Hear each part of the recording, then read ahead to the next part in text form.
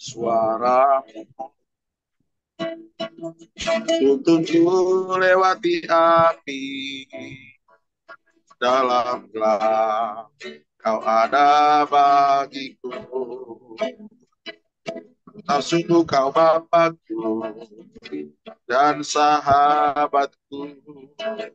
Ku saksikan kebaikan-Mu Tuhan.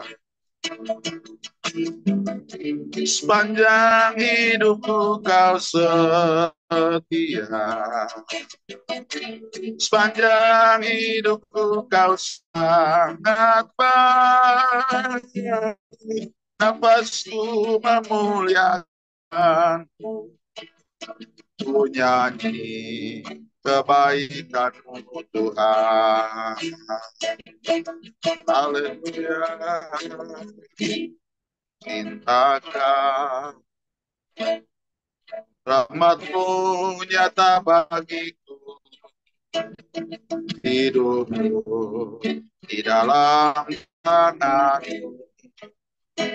Sejak pagi ku terbangun sampai ku terbaring, ku nyanyi kebaikan-Mu Tuhan.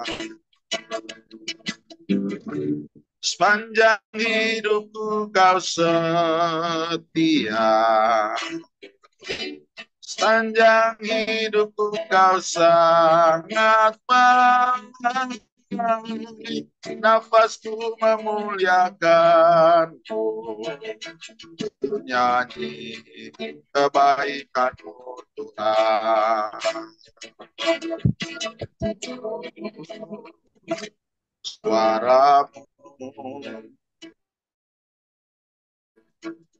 tuntunku lewati api gelap-gelap. Kau ada bagiku. Kau sungguh kau Bapakku dan sahabatku. Ku saksikan kebaikan-Mu Tuhan. Sepanjang hidupku kau setia.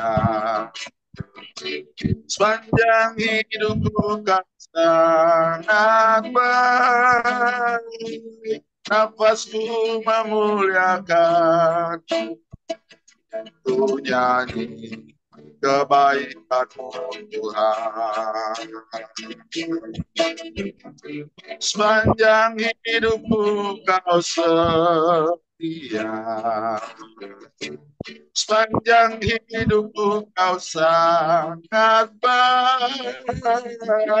Nafasku memuliakan, ku nyanyi kebaikan-Mu Tuhan.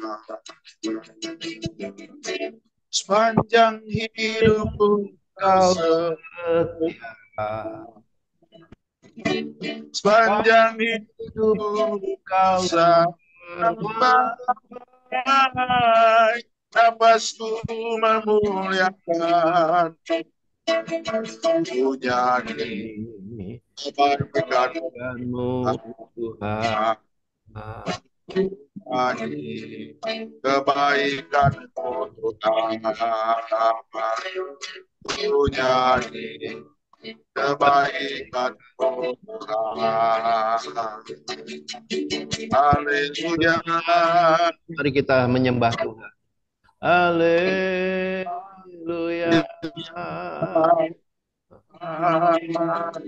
Glory, glory, glory. Haleluya. Haleluya, haleluya. Engkau sangat baik, Bapa. Hanya bagi kami, Yesus. Haleluya. Haleluya, haleluya, haleluya. Kami menyembah Terima kasih, Yesus. Kami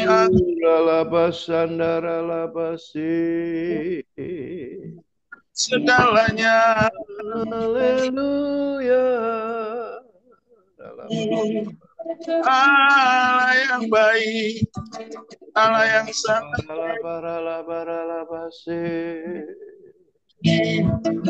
haleluya, Sandara namasu.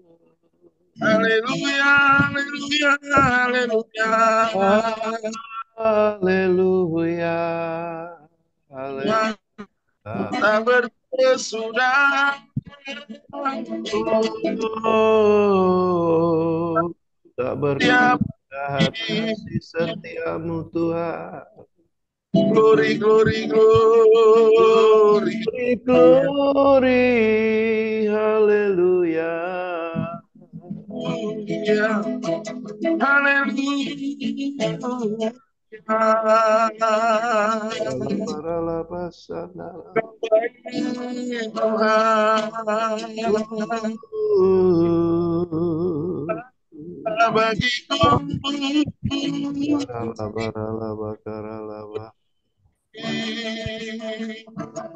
Haleluya. Haleluya.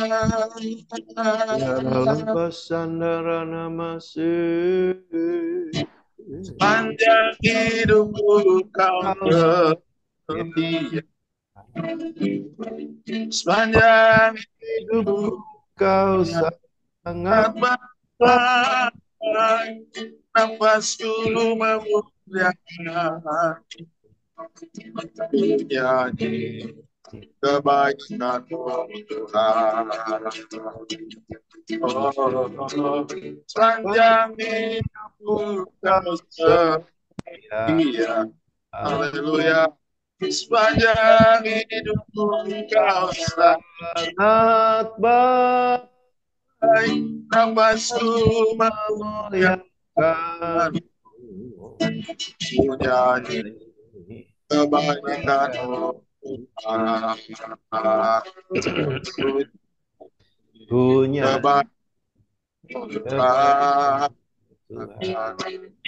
nyanyi kebaikan-Mu Tuhan.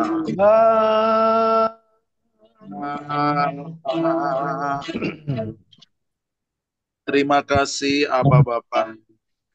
Kami mengucap syukur buat kasih setia Tuhan dalam hidup kami.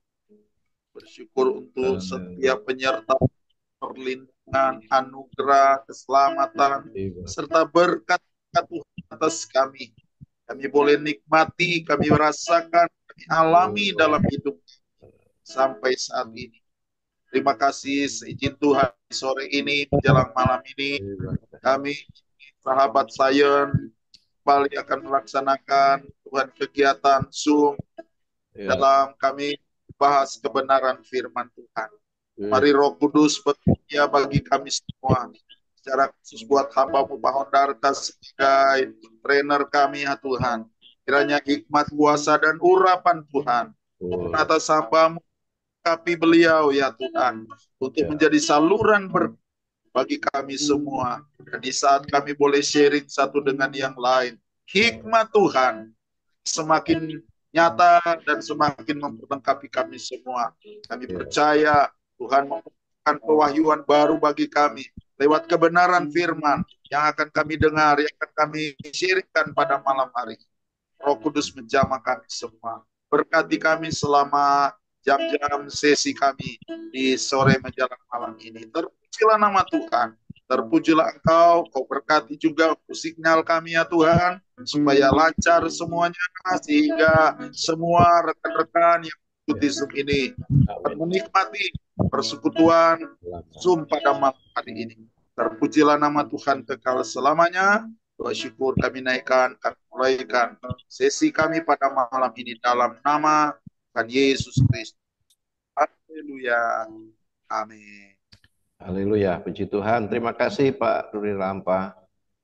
Ya, salam Bapak sahabat Sayan. Kita akan segera mulai sharing kita. Saya serahkan sepenuhnya kepada Pak Ondarga. Terima kasih.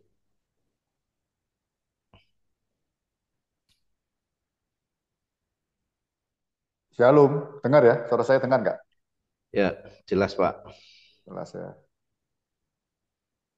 Ini masih berapa pesertanya ya? Belum belum ada belum lengkap ya. Peserta masih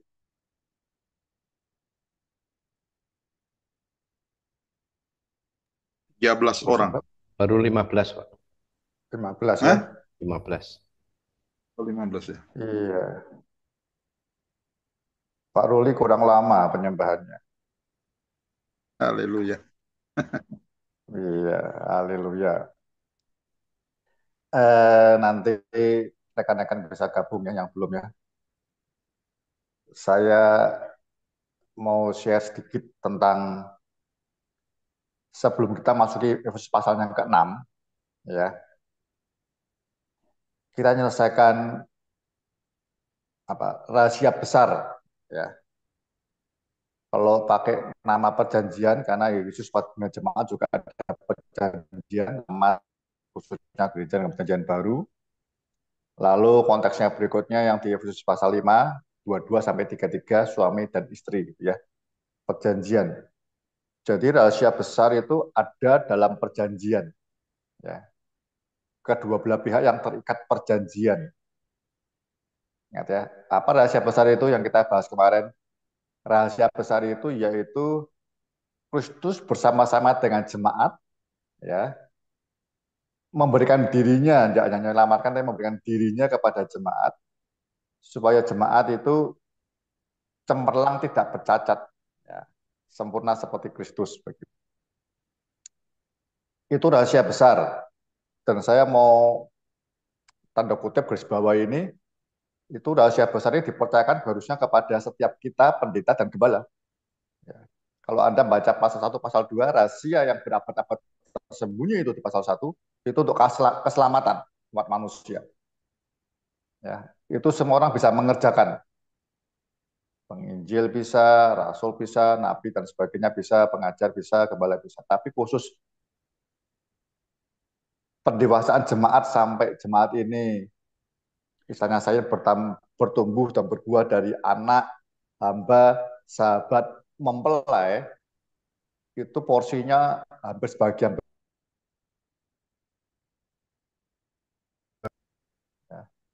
Jadi saya harap ini sesuatu yang apa ya, kita perlu bangga punya privilege, ya. Bukan beban, tapi nah, Paulus menekankan dimulai dari suami memberi hidupnya kepada istrinya. Ya, istri yang tunduk ini bolak-balik ya. Istri yang tunduk karena melihat suami yang mengasihi dia dengan memberikan dirinya kepada istrinya seperti Kristus dan rindu istrinya sempurna. Gitu ya. Dan sebaliknya suami kalau istrinya belum tunduk pun kita tetap mengasihi ya istri kita sebagaimana Yesus mengasihi jemaat. Oke ya. Jadi istri tunduk itu seperti istri kepada Kristus. Hamba Tuhan, pendeta hari ini gembala mengasihi itu seperti Kristus mengasihi jemaat. Kita mengasihi istri seperti itu. Ya. Mengasihi seperti apa? Hati pertama kita mengasihi itu ingin menolong dia, membawa dia menjadi jemaatnya sempurna. Ya, tentunya kita mengerjakan, percaya dan melakukan dulu. Karena dikatakan tidak mungkin orang membenci dirinya sendiri, ya.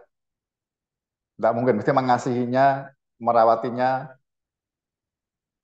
seperti suami memberi hidupnya kepada istri, supaya istri kita mengasihi seperti suami mengasihi dirinya sendiri. Jadi kita harus clear dulu, ngerasakan, ngalami kasih kita kepada Kristus, karena Kristus lebih dulu mengasihi kita. Jadi rahasia ini kalau saudara dan saya sebagai gembala tidak mengalami proses progres karena Kristus mengasihi saya dan saya mengasihi Kristus sehingga ada proses dan progresnya hidup saya makin hari makin sempurna.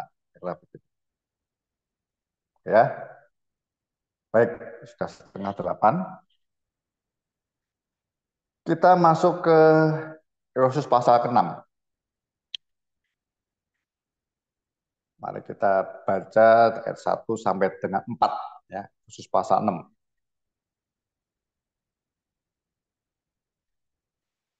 Taat dan kasih.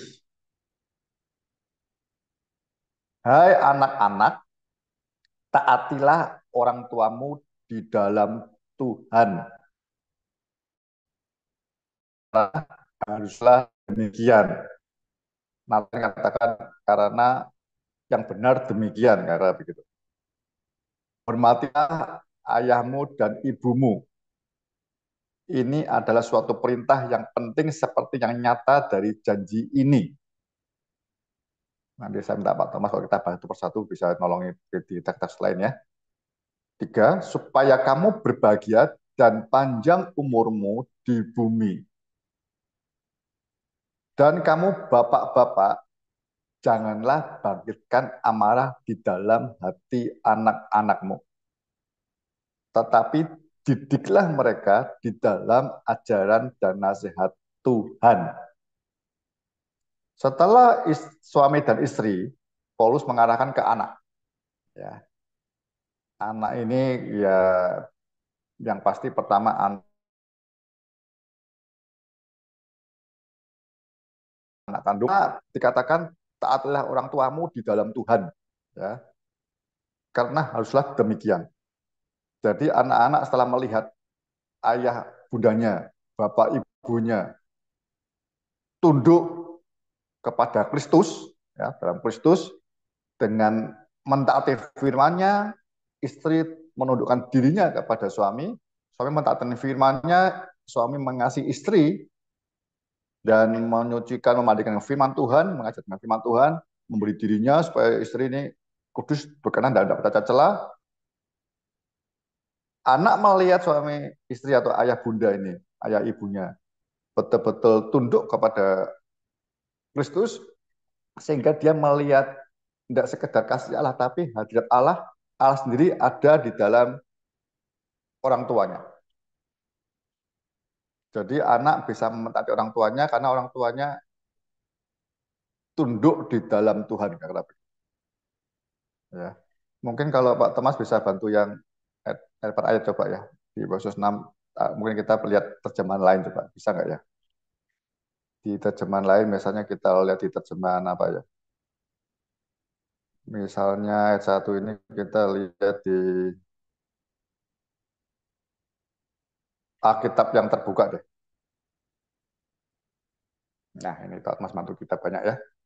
Misalnya kita lihat satu-satu ya.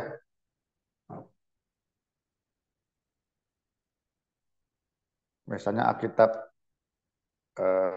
apa ini?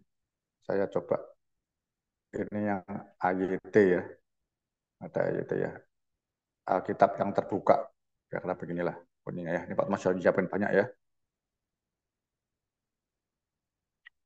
Misalnya di kalau saya ambil AYT dulu ya, misalnya ya. Ini yang Pak Mas melengkapi karena yang beberapa yang di sini saya juga nggak ada. Yang ada saya baca dulu. Anak-anak, taatilah orang tuamu dalam Tuhan karena ini adalah hal yang benar. Yang benar itu artinya anak-anak juga harus mentaati orang tuanya karena anak yang benar, tanda kutip, anak orang percaya, orang Kristen yang sudah dimenangkan, diselamatkan, harus mentaati orang tuanya. Tapi kalau ada anak kata di dalam Tuhan itu menarik. Ya, ya beberapa tafsir memperdebatkan itu ya, beberapa orang, tapi saya percaya ini ya. Jadi anak-anak kalau bertumbuh di dalam lingkungan yang baik, yang benar, orang tua yang takut Tuhan, dia akan taat. Ya, dia akan mentaatinya. Misalnya ya, apa kalau anak melihat orang tuanya tidak tunduk mengerjakan atau taat kepada perintah Tuhan, anak-anak juga akan jadi pemberontak. Ya, pemberontak. Ya. Karena ayat di dalam Tuhan itu penting, ya. Dalam Tuhan. Jadi nanti saya akan cerita bawahnya ya ayat 4. Tapi ini dulu kalau anak enggak kalau orang tuanya dia enggak lihat orang tua yang takut Tuhan di rumah ya, di gereja mungkin lihat bapaknya pendeta, mungkin dia bisa khotbahnya bagus, semua orang mengagumi dia, orang menghormati dia, tapi anak tahu di rumah seperti apa. Begitu ya. Jadi hati-hati. Jadi kita mesti yang pasal 5:21 itu ya katakan di dalam berjemaat yang benar yang mau bertumbuh sampai sempurna seperti Kristus harus belajar saling menundukkan diri dalam takut akan Kristus. Ya, dalam takut akan Kristus. Sehingga tiap anggota suami istri diajar sama Paulus, kemudian anak-anak juga. Anak-anak tidak bisa hanya mentaati orang tuanya di dalam gereja, di dalam ketika hari Minggu pelayanan, tapi hari biasa enggak. Ya, yang benar itu seluruhnya. Kalau anak Anda ingin bertumbuh dengan rohani, dengan iman yang benar, ya. Jadi anak harus lihat teladan orang tuanya lebih dulu. Demikian, saudara. Ya, jangan lupa itu ada teori yang mengatakan anak itu akan berkata-kata seperti yang dia dengar sehari-hari dari orang tuanya. Anak itu akan bertingkah laku seperti yang dia lihat sehari-hari di dalam orang tua. Kalau tidak seperti itu. Suatu hari ketika saya pelayanan sama istri di suatu gereja yang di Jakarta, istri saya pelayanan sekolah minggunya, pada sekolah minggu di situ ada satu dua anak yang apa ya, orangnya punya nakal begitu ya. Jadi dia lihat anak itu dikasih tongkat nggak bisa, sampai temennya dipukul pakai apa lupa tongkat atau payung itu. Setelah dilayani, orang tua dipanggil, diundang, tidak mau ngomong, dia selalu melihat.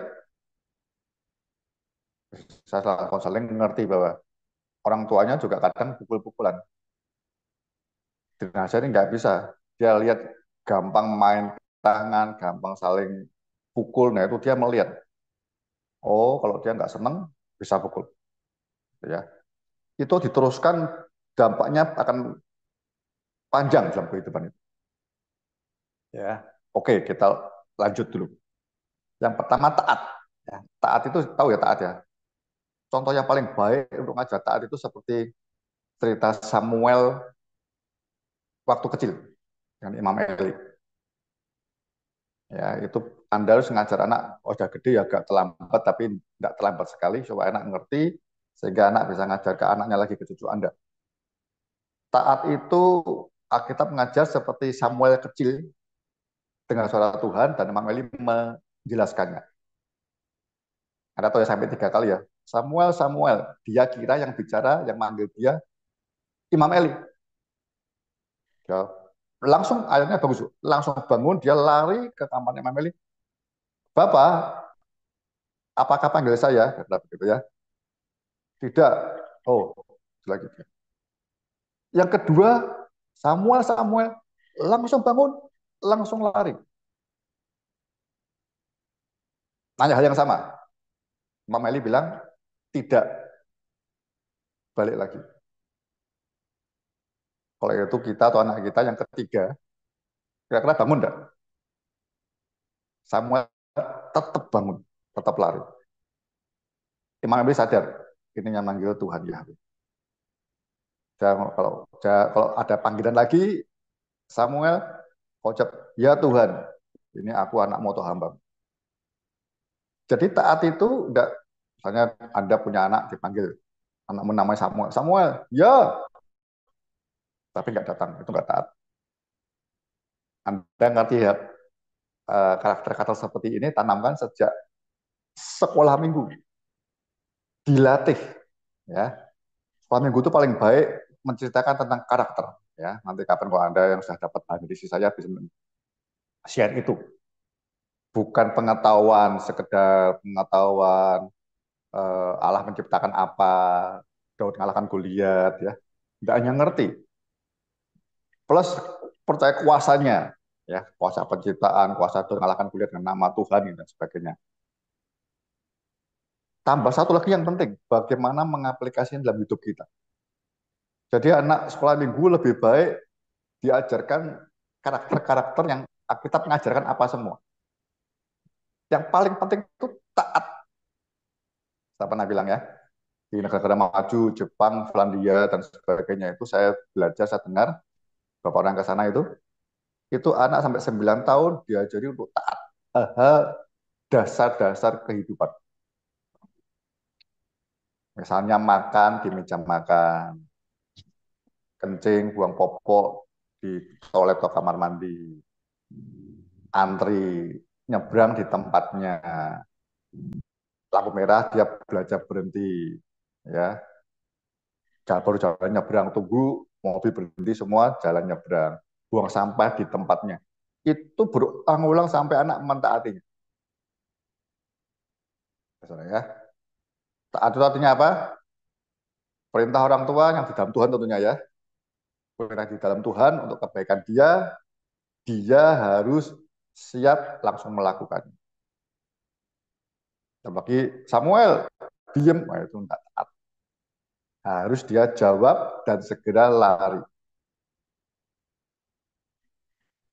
Setelah belajar taat, ini yang lebih luas, itu hormat. Kedua, hormatilah ayahmu dan ibumu. Ini adalah suatu perintah yang penting seperti yang nyata dari janji ini. Ya, ini ayat dari perjanjian lama, 10 hukum Tuhan. Ini hukum yang kelima. Ya, ini adalah suatu perintah yang penting seperti yang nyata dari janji ini. Coba kita lihat ya, Pak Thomas mungkin bisa bantu lagi yang mana ya? Yang ada 10 hukum itu mana ya?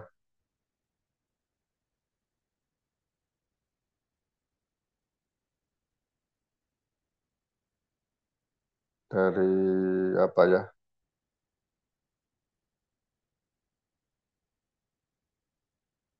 Keluaran 20, Pak. Anda bisa. Loh ya, nggak maksudnya teks yang ini, tapi kita mau lihat dari terjemahan yang lain, Pak.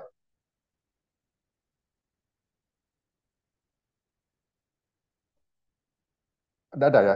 Pak Thomas bisa carikan ya, apa ya? Terjemahan yang lain bunyinya apa ya? Ada yang lebih jelas ya. Jadi teksnya yang ada kata 10 perintah Allah ya. Enggak ada ya. Bentar, Pak. AYT mungkin, Pak. Apa? AYT apa ya? AYT ya. Coba AYT ya. Hormatilah ayah dan ibumu. Inilah, ini adalah perintah pertama yang disertai dengan janji. Supaya hidupmu baik dan kamu akan berumur panjang di bumi. Ada lagi yang apa ya? Yang ada ini dari 10 perintah gitu ya. Nah ini nih, Alkitab yang apa nih? FAYH apa nih? Alkitab yang Allah yang hidup, Mana Allah yang hidup hidup? ya. Firman Hormatilah ibu bapakmu, Bapakmu ibumu. dari 10 hukum 10 Allah. hukum Allah.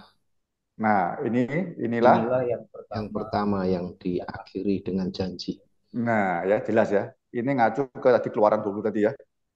Jadi ini merupakan yang pertama 10 perintah, perintah yang kelima disertai janji. Ya, yang pertama.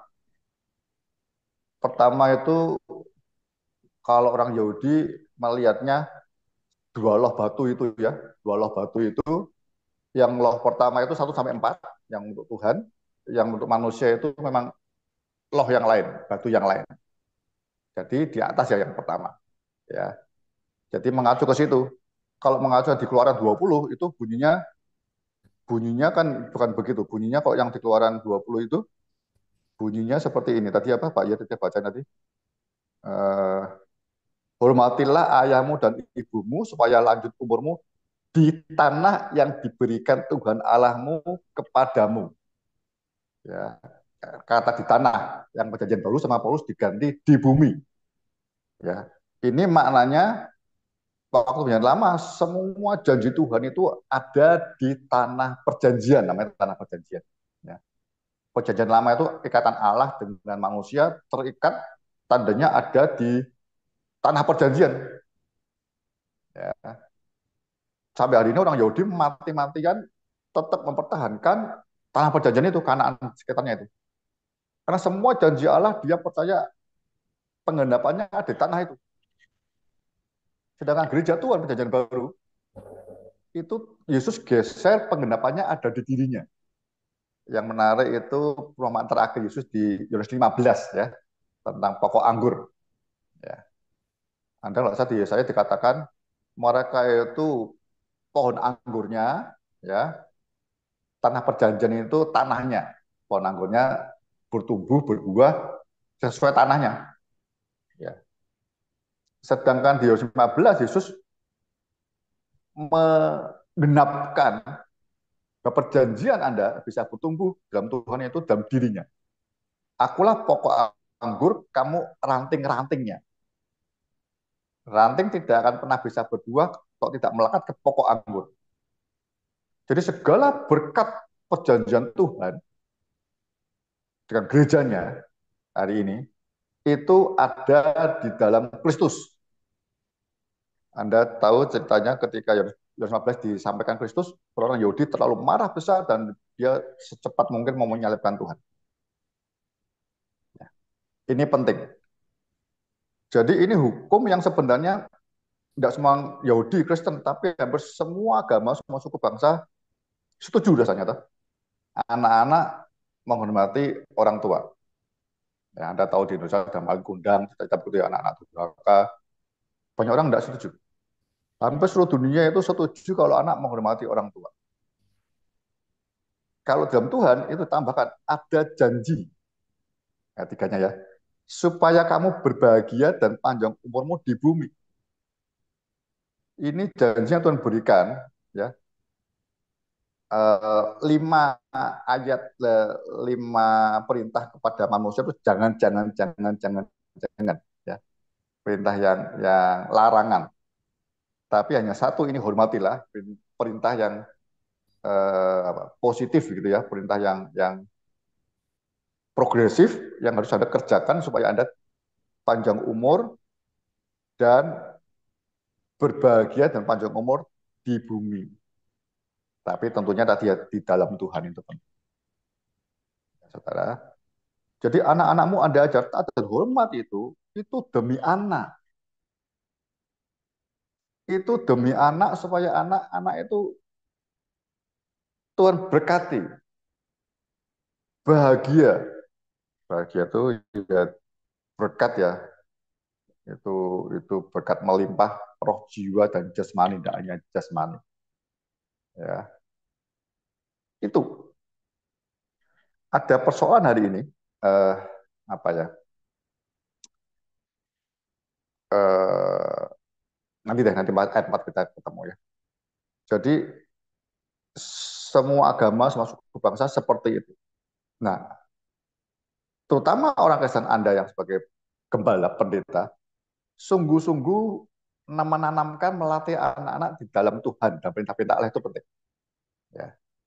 Nanti untuk masa depannya dia akan ngerti dan hidup betul-betul tidak hanya dipakai Tuhan, tapi dia juga hidup mengasihi Tuhan. Ya.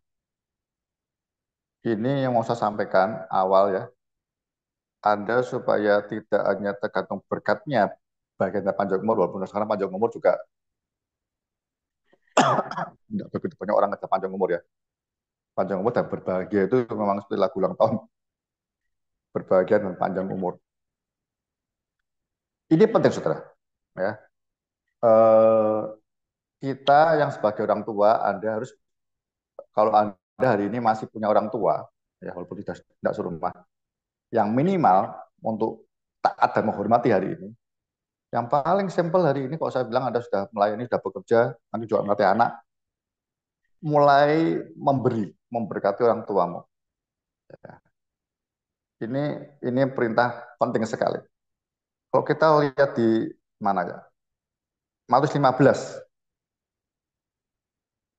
ayat 4. Ini Tuhan menerjemahkannya, Yesus ngambil di tadi ya, kepada ibumu. Matius 15. Saya baca ini ya, nanti saya mau cerita. Anak-anak harus belajar memberi orang tua. Tidak urusan besarnya ya, mau 100.000, 200.000, tapi Anda sudah diberkati, sudah bekerja, Anda bisa bisa berbagi berkat. Ya, menarik ini. Ayat 3 dulu deh. Saya tanya jawab Yesus kepada mereka. Tetapi jawab Yesus, mengapa kamu pun melanggar perintah Allah demi adat istiadat nenek moyangmu? Apa itu? Sebab Allah berfirman, hormatilah ayahmu dan ibumu. Dan lagi, siapa yang mengutuki ayahnya atau ibunya pasti dihukum mati. Hati-hati ya. Anak-anak tidak menghormati dan lama bilang dihukum mati. Tetapi kamu berkata, barang siapa berkata kepada bapaknya atau kepada ibunya, apa yang ada padaku yang dapat digunakan untuk pemeliharaanmu, untuk menghidupi orang tuanya, itu ya, sudah digunakan untuk persembahan kepada Allah. Sudah aku gunakan untuk pelayanan, begitu. Orang itu tidak wajib lagi menghormati bapaknya atau ibunya. Dengan demikian firman Allah kamu nyatakan tidak berlaku demi adat istiadatmu sendiri. Hai orang munafik, benarlah Nabi tentang kamu. Dan seterusnya, ya. Yesus marah, ya. Jadi anak itu harus membuat orang tua, salah satunya yang paling simple, kalau sudah dewasa, itu dengan memberi. Ya gampang aja, uang gitulah. Ya, uang. Anda sudah bekerja, mungkin masih kurang, tapi belajar memberi orang tua kalau mau diberkati Tuhan. Tidak urusan besarnya, ya. Mau 100.000, 200.000, beri. Saya praktekkan, saudaraku. Ya. Dulu saya kerja, ya saya bersyukurnya tinggal di mes ya. Saya memberi untuk, ya. Saya memberi orang tua, memberi, ya. Terus memberi sampai orang tua saya meninggal, ya. Memberi orang tua penting. Nah, anak saudara dikasih tahu, seringkali banyak orang tua yang tidak mau ngerepotin anaknya, keliru. Anak Anda mau Anda melihat dia bahagia hidupnya, ya, oke lah Pak Joko yang kedua gitu ya. Diajar memberi, tapi ada sebagai anak juga praktek dulu, anak melihat. Ini janji Tuhan yang dikatakan ini luar biasa. Ini pertama dari janji itu.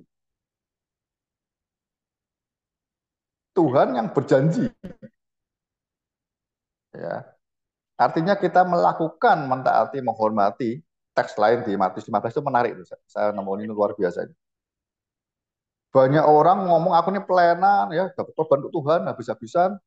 Aku nggak bisa beri orang tua, maaf ya. Itu Tuhan bilang, itu kamu itu keliru besar. Belajar memberi orang tua. Ya. Anak-anakmu diajar, kalau anakmu sudah mulai bekerja, diajar untuk memberi orang tua. Entah 50.000 dan sebagainya. Ya. Orang tua mungkin tidak memerlukan, belum tentu memerlukan, tapi dia juga akan senang menerima berkat. Yang anaknya sudah belajar memperhatikan dia. Ya. Itu rasa hormat yang paling sederhana. Yesus motifnya begitu. Karena orang Yahudi itu ngomong begitu, wah aku sekarang maaf ya bulan ini tidak bisa memberi ya Bapak Ibu. Karena uangnya sudah untuk pembangunan gereja. Tidak bisa. Ya. Tetap, kalau Anda mau, ini janji yang, saya senang ya dikatakan hukum ada janjinya. Ya. Ini yang pertama dijanji. Begitu ya. Jadi itu. Nah, masuk yang utama yaitu ayat yang keempat. Dan kamu bapak-bapak, janganlah bangkitkan amarah di dalam hati anak-anakmu. Tetapi didiklah mereka di dalam ajaran dan nasihat Tuhan. Ya. Coba kita lihat teks lain ya. Ayat 4 ini ya. Ini menarik ini. Kalau bahasa Inggrisnya sebenarnya lebih jelas. Ada apa ya? Coba kita lihat ya, teksnya apa sih. Kalau di saya, coba saya lihatkan yang Anda lihat di AYT, Alkitab yang terbuka ya. Nanti kita lihat bandingkan dengan yang Pak Thomas buka itu. AYT bilang begini, Bapak-bapak janganlah memicu anak-anakmu untuk menjadi marah. Tetapi besarkanlah mereka dalam, nah ini, disiplin dan nasihat Tuhan. Lebih tepat disiplin. Ada lagi nggak ya? Coba ya. Ini enggak bisa digedein. Yang bis itu ya, saudara-saudara yang menjadi ayah, janganlah memperlakukan anak-anakmu sedemikian sehingga mereka menjadi marah. Lalu apa ya? Besarkanlah mereka apa?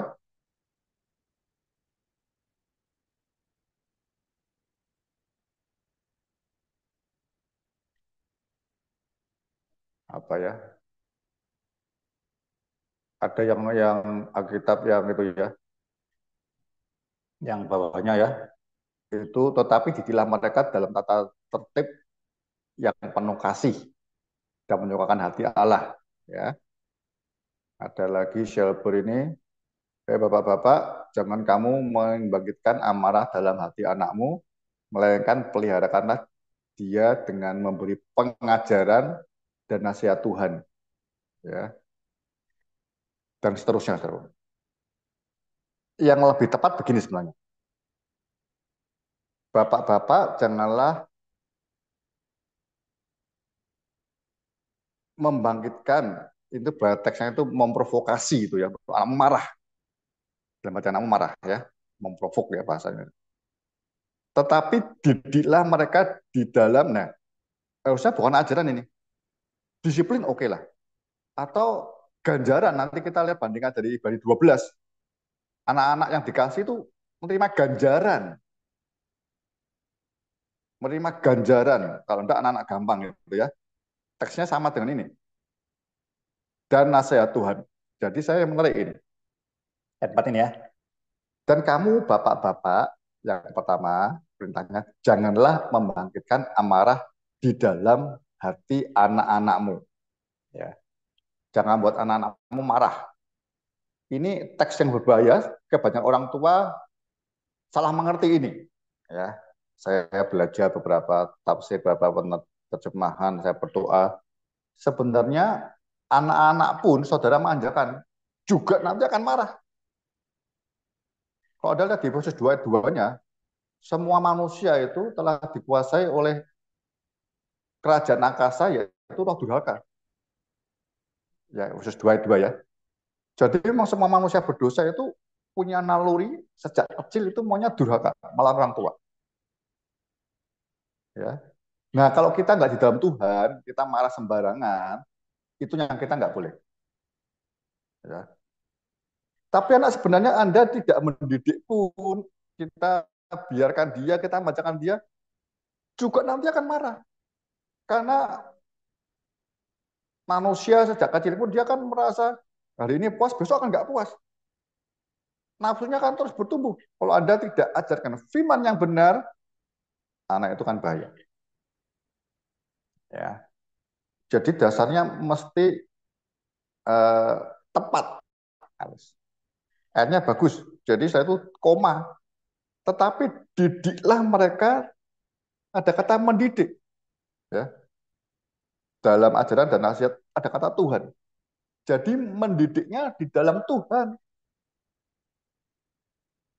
Kalau anak marah, ya tidak apa-apa. Dikasih disiplin dan nasihat lagi. Karena anak kita itu mesti marah. Mesti. Selalu kurang terus. Hari ini cukup, bisa kurang. Jadi perintahnya 2. Jangan buat, atau bahasanya lebih tepat, memprovokasi ya. Membuat anakmu itu dalam hatinya marah pada kita. Tapi kok dia marahnya karena Anda di dalam Tuhan dengan benar, nggak masalah. Ya, dia akan ngerti, oh ini yang benar nanti. Tapi kalau kita ini tidak di dalam Tuhan, anak itu akan makin hilang.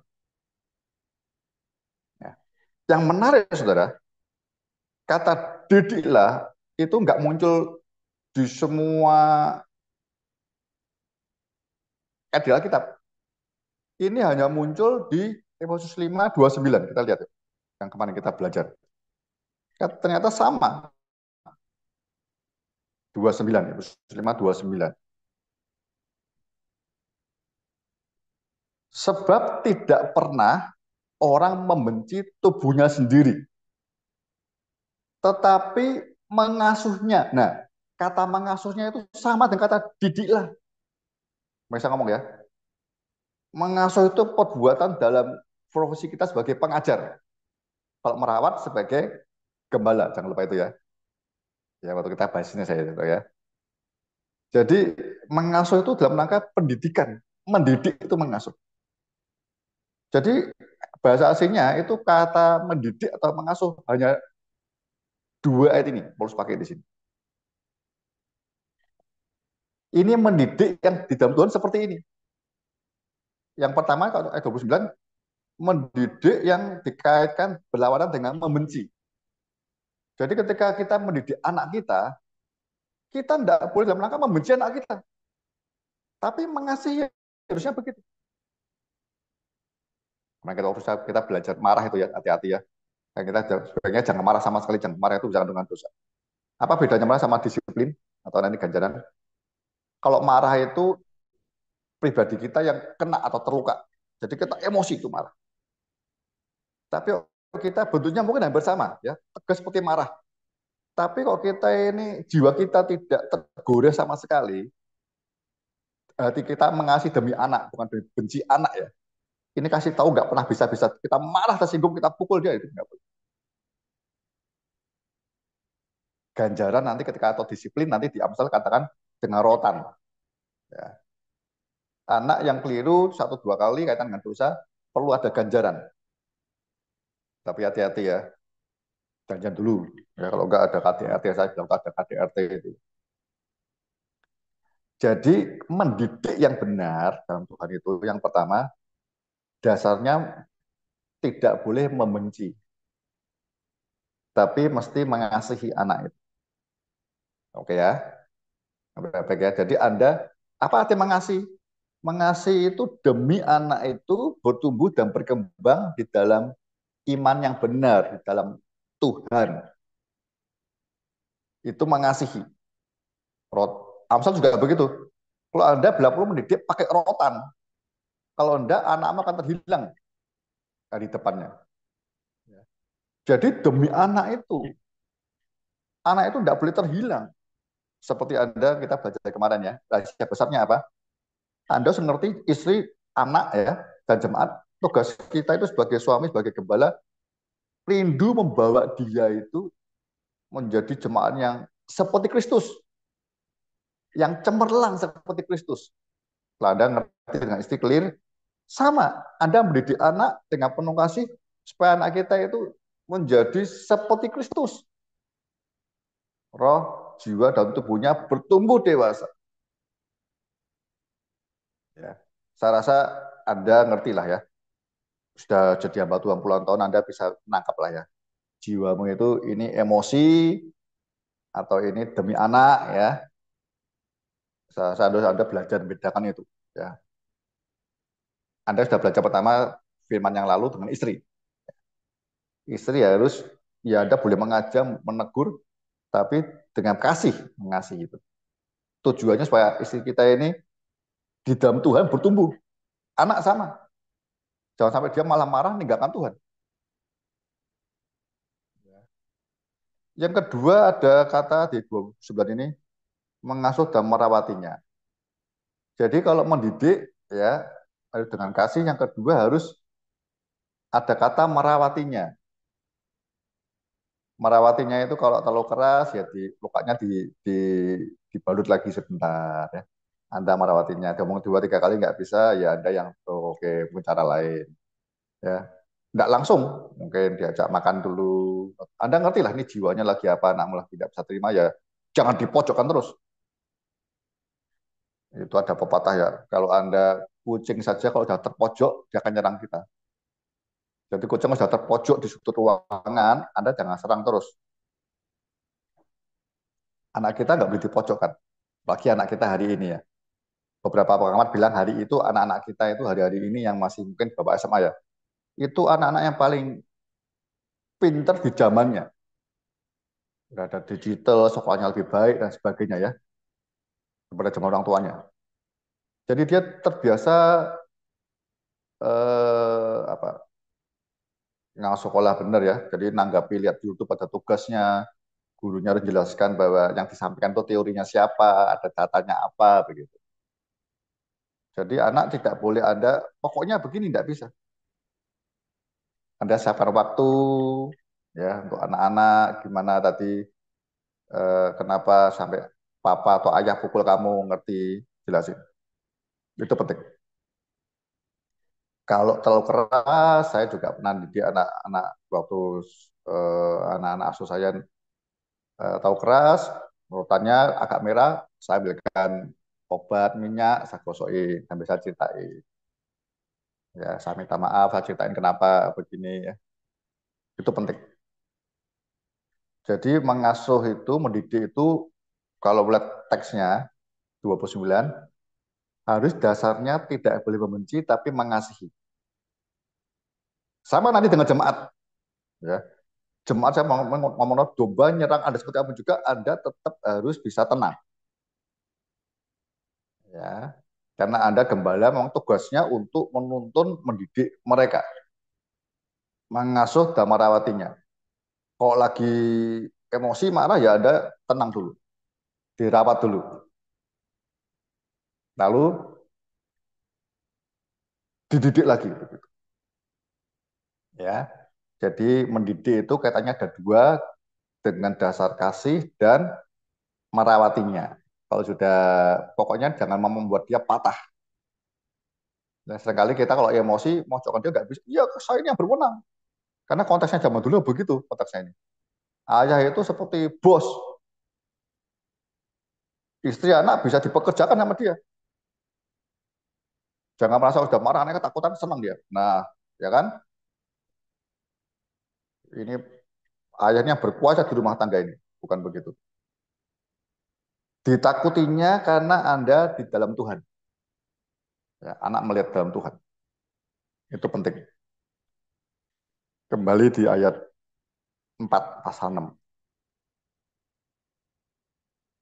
Di sini dijelaskan mendidik di dalam, ya, mendidiknya ada dua juga. Perbuatannya apa? Satu di dalam disiplin, atau bahasanya ganjaran.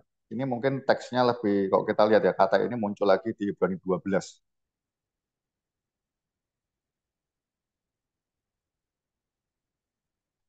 Ibrani 12 ayat 7 mulai deh.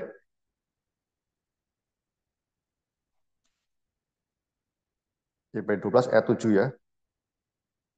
Jika kamu harus menanggung ganjaran, ya, ini sama. Bukan ajaran, ganjaran. Bahasanya hajaran sebenarnya. Ya.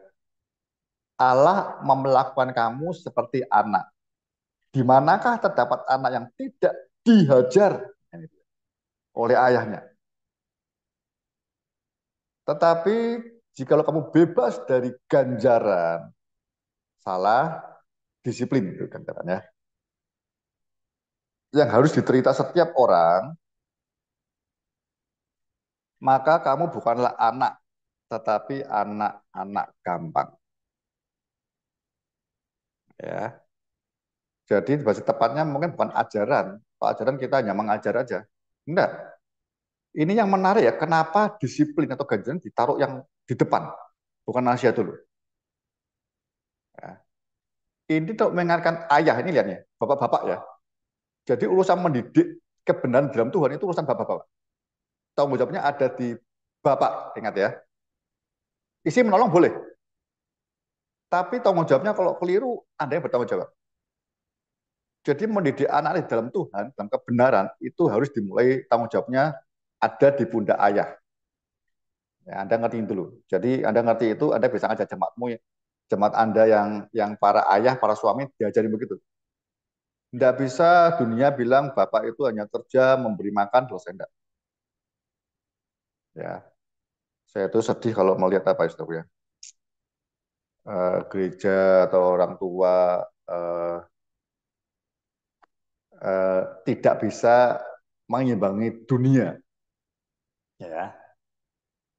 Eh, Kalau Anda lihat Roma 12 ayat 2 ya,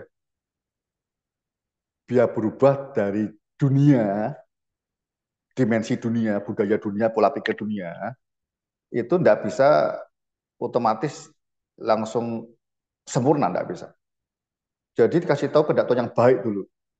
Jadi dituntun pelan-pelan dia melihat dunia dan melihat kehendak Tuhan. Kayak gitu. Diyakinkan kehendak Tuhan yang baik. Artinya lebih baik pada dunia pola pikirnya. Kemudian mulai lanjut kalau sudah tahu yang baik, baru ada bawa yang berkenan. Kemudian yang sempurna. Sehingga bisa meninggalkan dunia. Nah, anak-anak perlu tolong begitu. Ya.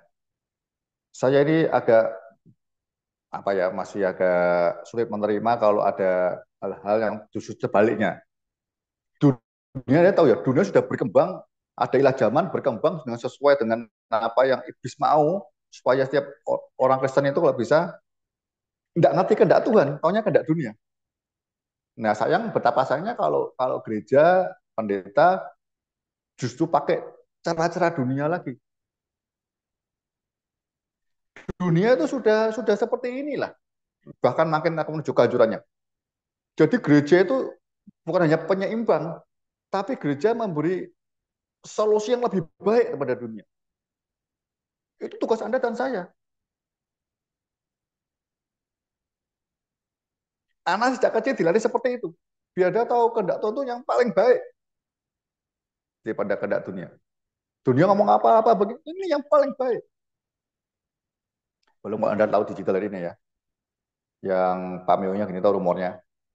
Hal yang hoax, yang keliru, yang salah, yang bohong, tapi diulang-ulang terus, orang akan tahu nerima itu sebagai kebenaran. Habis nanti kerja. Anda gembala ngerti dulu, ya. Anda sudah bisa hidup memisahkan. Ini dunia Anda sudah mulai pola pikir, tingkah laku Anda dan saya sudah masuk level minimal kehendak Tuhan yang baik dulu. Anak bisa melihat dunia harusnya semua nyogok dan sebagainya, Anda bisa tidak, anak bisa melihat dulu. Kemudian naik Anda berkenan dan sempurna. Nanti anak, istri, jemaat akan ikut kita. Jadi jangan pakai pola-pola dunia. Dunia sudah anak pasti ikut dunia lah, itu sudah pasti. Harus dunia demikian kuatnya. Justru gereja, pendeta itu ngimbangi hal yang rohani, yang surgawi, yang kuasa Allah. Ingat ya, saya bahas kemarin ya. Yesus memberitakan Injil Kerajaan Surga dengan apa? Pernyataan kuasa. Orang sakit disembuhkan, terus dia biar orang-orang yang belum terbuka tentang kerajaan Allah itu ngerti. Ini ada kuasa yang lebih besar daripada dunia. Walaupun Yohanes bilang, tidak tampilnya ada pembaptis, ada juga diserongkan. Dia ingin menyerongkan. Nah, tugas gereja itu membalikkan lagi. Ya. Jangan sampai anak-anak kesukaannya hanya duniawi. Nggak suka dengar lagu rohani, senangnya K-pop, ya, senangnya apalagi. Sekarang bukan dangdut, koplo gitu ya, apalagi. Sukanya lihat-lihat YouTube yang umum ya. Eh, nggak suka firman Tuhan. Ya, padahal kesukaannya orang mau berbahagia itu kesukaannya merenungkan firman Allah siang dan malam. Kalau anakmu Anda ajar apa juga, tapi dia nggak cinta firman Tuhan, nggak merenungkan siang dan malam, membaca dan merenungkan, nggak bakal bahagia. Itu janji Tuhan. Ya. Please. Ya. Nah, untuk mengerti begitu, firman Tuhan katakan yang pertama harus memberi ganjaran, hajaran, disiplin. Jadi dibuat perjanjian kayak dia. Kalau saya praktekkan begitu. Jadi dikasih tahu, anak salah pertama kali dosa, Anda nggak boleh langsung hukum. Disiplin nggak boleh. Dinasihati lagi. Jadi sampai dia ngerti, oke ya, tahu yang benar ya, sepakat ya, oke. Nanti kalau sekali kamu salah lagi, ayah beritahu, bapak beritahu. Ya, 2 kali mungkin bapak agak bentak dia, agak bentak kamu.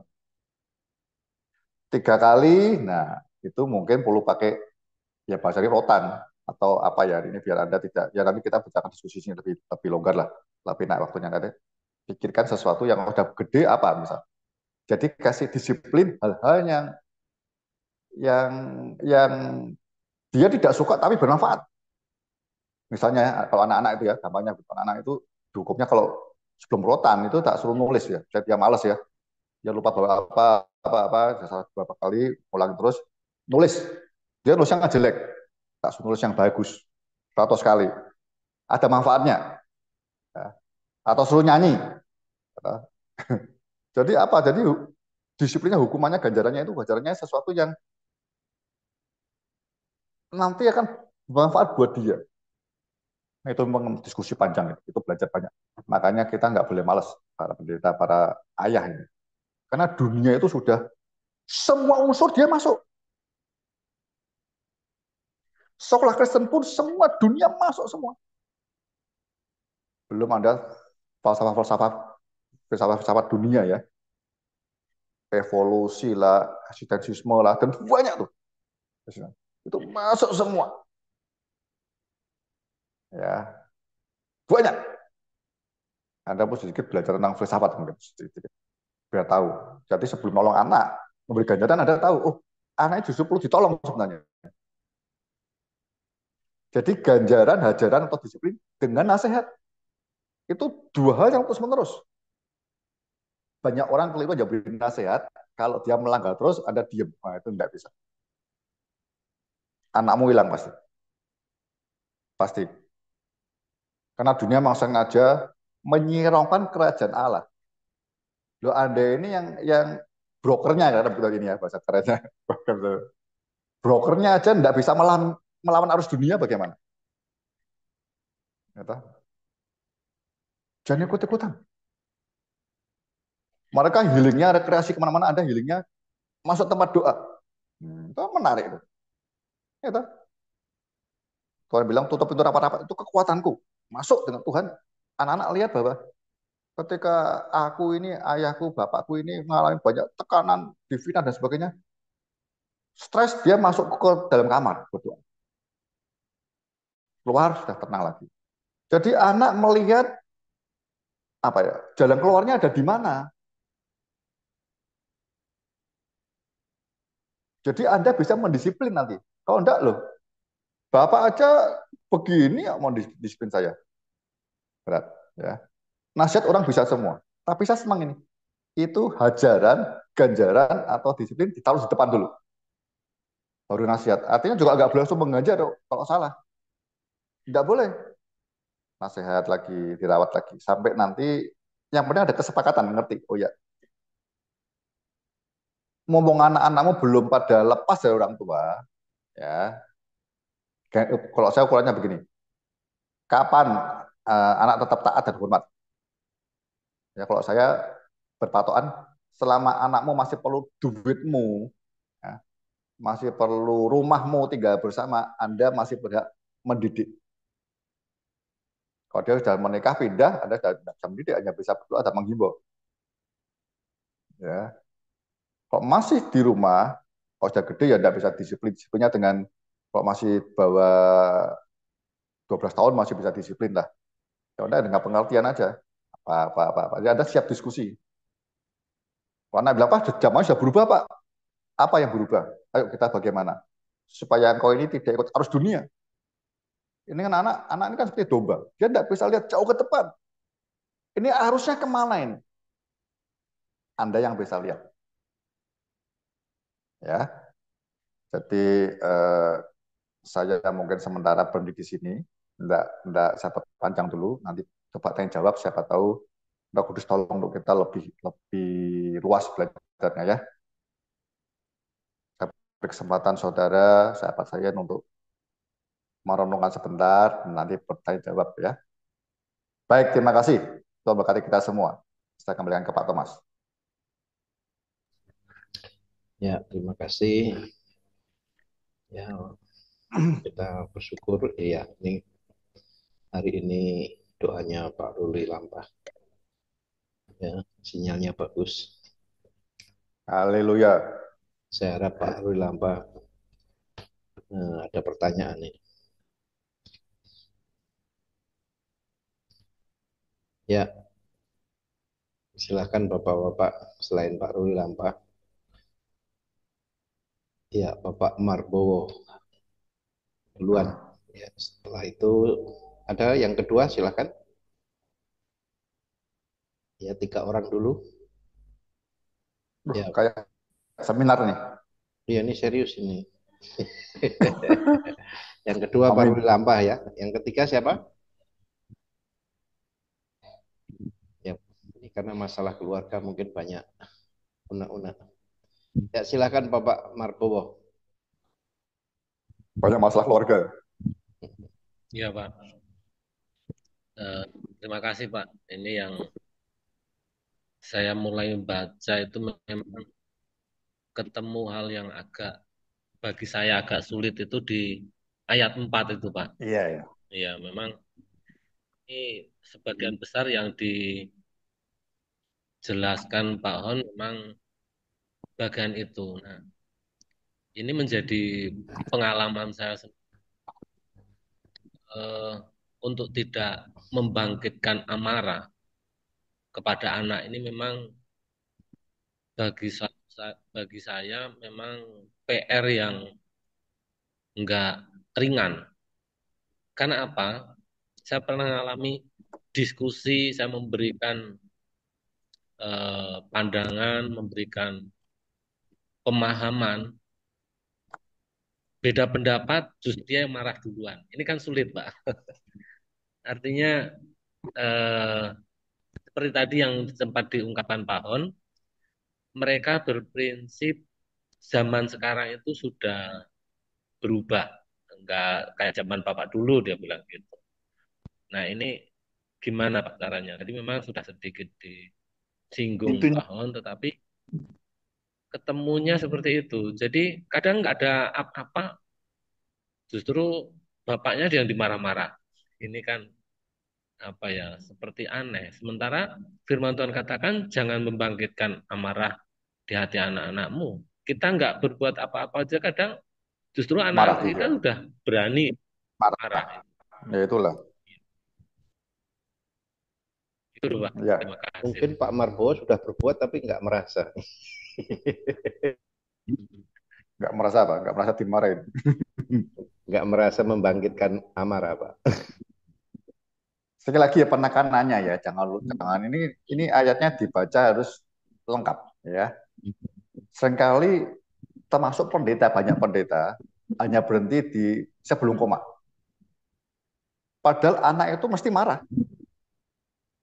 Marah itu kan kalau Anda lihat di pasal 2 ya, ayat 2. Sudah semua orang itu berdosa, lahir berdosa. Sudah kena roh durhaka. Durhaka itu mesti melawan orang tua. Melawan peraturan di atasnya, mesti. Ya. Jadi itu koma. Didiklah. Ya, kita baca didiknya seperti apa itu ya. Didiklah mereka. Nah, mungkin ada beberapa kategori mungkin begini. Yang bisa saya katakan ya, di negara maju itu seperti Jepang itu anak sampai 9 tahun, ya saya pakai batasan mereka aja lah. 9 tahun, ya 9 tahun harus Anda strength, ya Anda 100% itu Pak saya bilang. 100% Anda mengendalikan. Tapi dilatih, anak mengendalikan itu harusnya anak mentaati. Ketika sampai 9 tahun, anak mesti taat. Itu di Jepang, Belanda seperti itu semua. Buang sampah, sudah harus tahu, clear. Harus enggak suruh mengulangi terus bola. Enggak ada kata marah, diulang aja, dilatih. Kalau hal yang berdosa itu kadang apa ya? Nah, sekarang mungkin kayak rotan susah. Ya ada mendisiplinnya itu dengan hal-hal yang berkaitan dengan dia yang tidak menyukai, tapi itu nanti penting buat kehidupannya. Di situ sanksinya, hukuman yang terkutip ya. Saya pernah suruh anak saya nulis karena tulisan dia jelek. Ya. 100 kali. Saya berjanji ini tidak akan mengulangi lagi. Sampai 100 kali. Ya. Nah, dia kan ini belajar dan nulis bagus gitu ya. Kalau ayah tidak bisa baca, ulangi lagi. Tapi berguna buat dia. Ya. Apalah. Suruh jangan dihukum menghadap tembok dan sebagainya. Itu terlaluan ya. Lebih baik dihukum untuk berdiri, jongkok supaya kuat misalnya ya. Capek, berdiri dulu. Banyak hal yang membuat disiplinnya itu bermanfaat. Kalau Anda pendeta ya mungkin suruh hafal ayat aja. Hafal ayat. Pokoknya untuk 9 tahun dia punya punya generasi taat.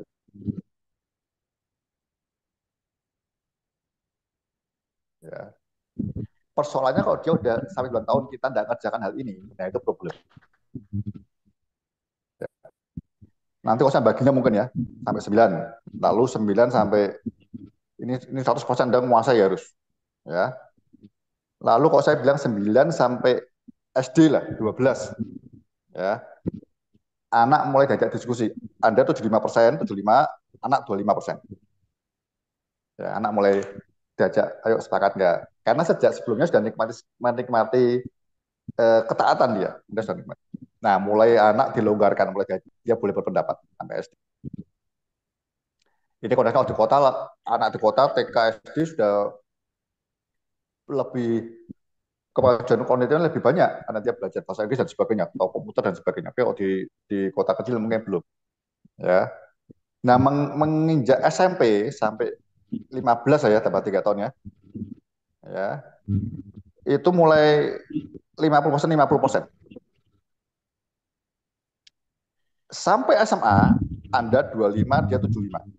Karena dia sudah mulai mengerti kehendak Tuhan yang baik, yang benar seperti apa. Ketika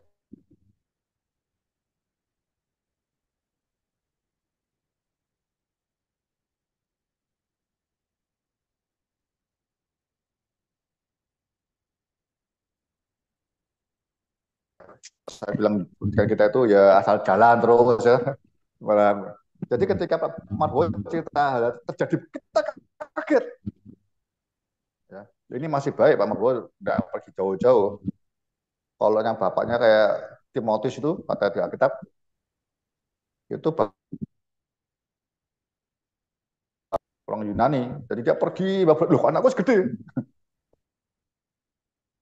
Loh, ikuti perkembangannya, Anda kan ngerti baik. Ya. Nah, kalau sudah besar, masa dulu SMA atau lulus udah mulai di atas berapa? Mungkin di atas 18 tahun. Nah, itu memang agak rumit. Ya. Anda dibangkit dengan berdoa saja. Berdoa itu yang pertama, yang kedua, memang masukan dari anak Anda terima baik-baik. Zamannya berubah. Yang berubah yang mana Bapak tak belajar. Jangan malu, orang tua kadang ketinggalan. Mana? Dia tahunya pernah baca apa? Bapak tak belajar. Jadi apa ya, kalau ada anak-anak lulusan SMA, itu kalau bisa orang tua jadi sahabat. Ya. Karena Anda harus masuk dengan mereka, sampai mereka ngerti kehendak Tuhan itu lebih baik pada dunia. Kalau orang tua ada gap dengan anak, Anda tidak bisa ngomong apa-apa. Ya berdoa saja, semoga dia ketemu pendeta lain, di tempat lain, ada gereja lain, pendeta lain, dia cocok. Ya Anda minta ampun sama Tuhan. Punya anak tapi bahasanya orang-orang kita hanya mau anaknya tapi tidak mau didiknya, tidak bisa. Kita perlu belajar dari Manoah kan ya. Kita singgung yang lalu ya. Ketika istrinya itu mengandung dari malaikat, dia doa sama istrinya berdua. Tuhan suruh utusan Allah itu malaikat kembali ke kami. Kalau anakmu ini lahir, bagaimana kami itu mengajar, mendidik anak-anak Tuhan ini. Jadi seringkali kita kan lost ya. Kita pada itu sudah ada di Alkitab loh. Alkitab mengajar bahwa anak-anak itu anak-anak Allah. Kayak di Malaki dia. Ini anak-anak Allah. Keturunan ilahi. Tapi kita anggapnya itu anak saya. Ya, toh. Ini filsafatnya agak berbeda dengan orang Barat. Kalau Anda orang Timur itu kalau punya anak, aku punya anak. Ya, toh. Kurang boleh nggak katanya? Anggota keluarga kami bertambah satu. Ya. Ini penting apa filsafat ini Pak Mahfud dan semua? Anak itu punya Tuhan. Kalau Anda orang timur, seringkali sampai anakmu tua saja, misalnya Anda umur 80, anakmu umur 60, tetap anggap anak mesti. Ya kan? Tetap anak. Kita pikirnya itu mau terus nggak bisa. Itu itu itu anak Allah gitu ya. Tapi orang timur maunya anggap anak terus ya. Anda kalau anak itu bahayanya apa? Kita nggak bisa Pak Mahfud cerita ya. Kita nggak bisa terbuka menghargai pendapat dia. Apa sih? Mana yang kamu nggak setuju yang mana? Nggak cocok yang mana? Ini Bapak ngomong firman Tuhan. Ya, karena Bapak ingin kau selamat. Ayo kita ngomong bareng mana. Jadi kalau ada tidak mulai slow down, tidak mulai buka hati, makin hilang anakmu. Berdoa, bersyukur kalau anakmu ketemu pendeta lain yang baik, yang benar. Kalau ketemu ketemu gadget begini kan bahaya, ya kan? Bahaya. Kalau ketemu gambar Tuhan yang lain, yang baik, dia konsep cocok, bagus. Ya, Pak Bowo kan, ya saya tahu ya, yang anak kecil-kecil jangan sampai ngulangi lagi, Pak. Terus pelan-pelan, baca terbuka. Ya. Banyak kita ini hanya ngurusin kerjaan. Ya, kita tidak pernah beri luang waktu untuk anak. Ya. Jadi anak kalau tidak bisa taat, mungkin dia melihat orang tuanya tidak dalam Tuhan. Nah, itu teladan begitu yang perlu kita kerjakan. Yang terakhir nasihat saya, hari ini para orang tua, khususnya pendeta yang gembala yang melangkap orang tua, punya anak-anak, Anda ada di masa paling sulit, paling genting. Ini agak zaman betul. Kira zaman berbicara mati-matian. Anda tidak boleh pola 10 tahun yang lalu. Wah, begini pengen bisa. Tidak bisa. Nanti makan habis, makan hilang jemaat. Masuk anakmu nanti. Tidak bisa. Ya toh. Anda harus ngerti. Ini pertempuran terlalu dahsyat. Saya ini sedih kalau ada pendeta yang nggak mau belajar, nggak mau terbuka, nggak mau lihat sesuatu di dunia seperti apa sih. Ayo,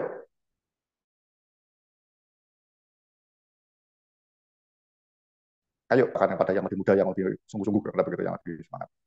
Saya rasa kita semangat semua lah ya, ya. Saya rasa mungkin begitu. Nanti diskusi di sini aja lebih enak bicaranya, ini saya akan menyampaikan lebih jelas. Tapi yang penting itu ya, enak. Anda itu menolong anak. Seperti itu. Tujuannya kalau sudah mengerti rahasia besarnya, istri, nanti anak dan jemaat cemerlang dari depan Kristus.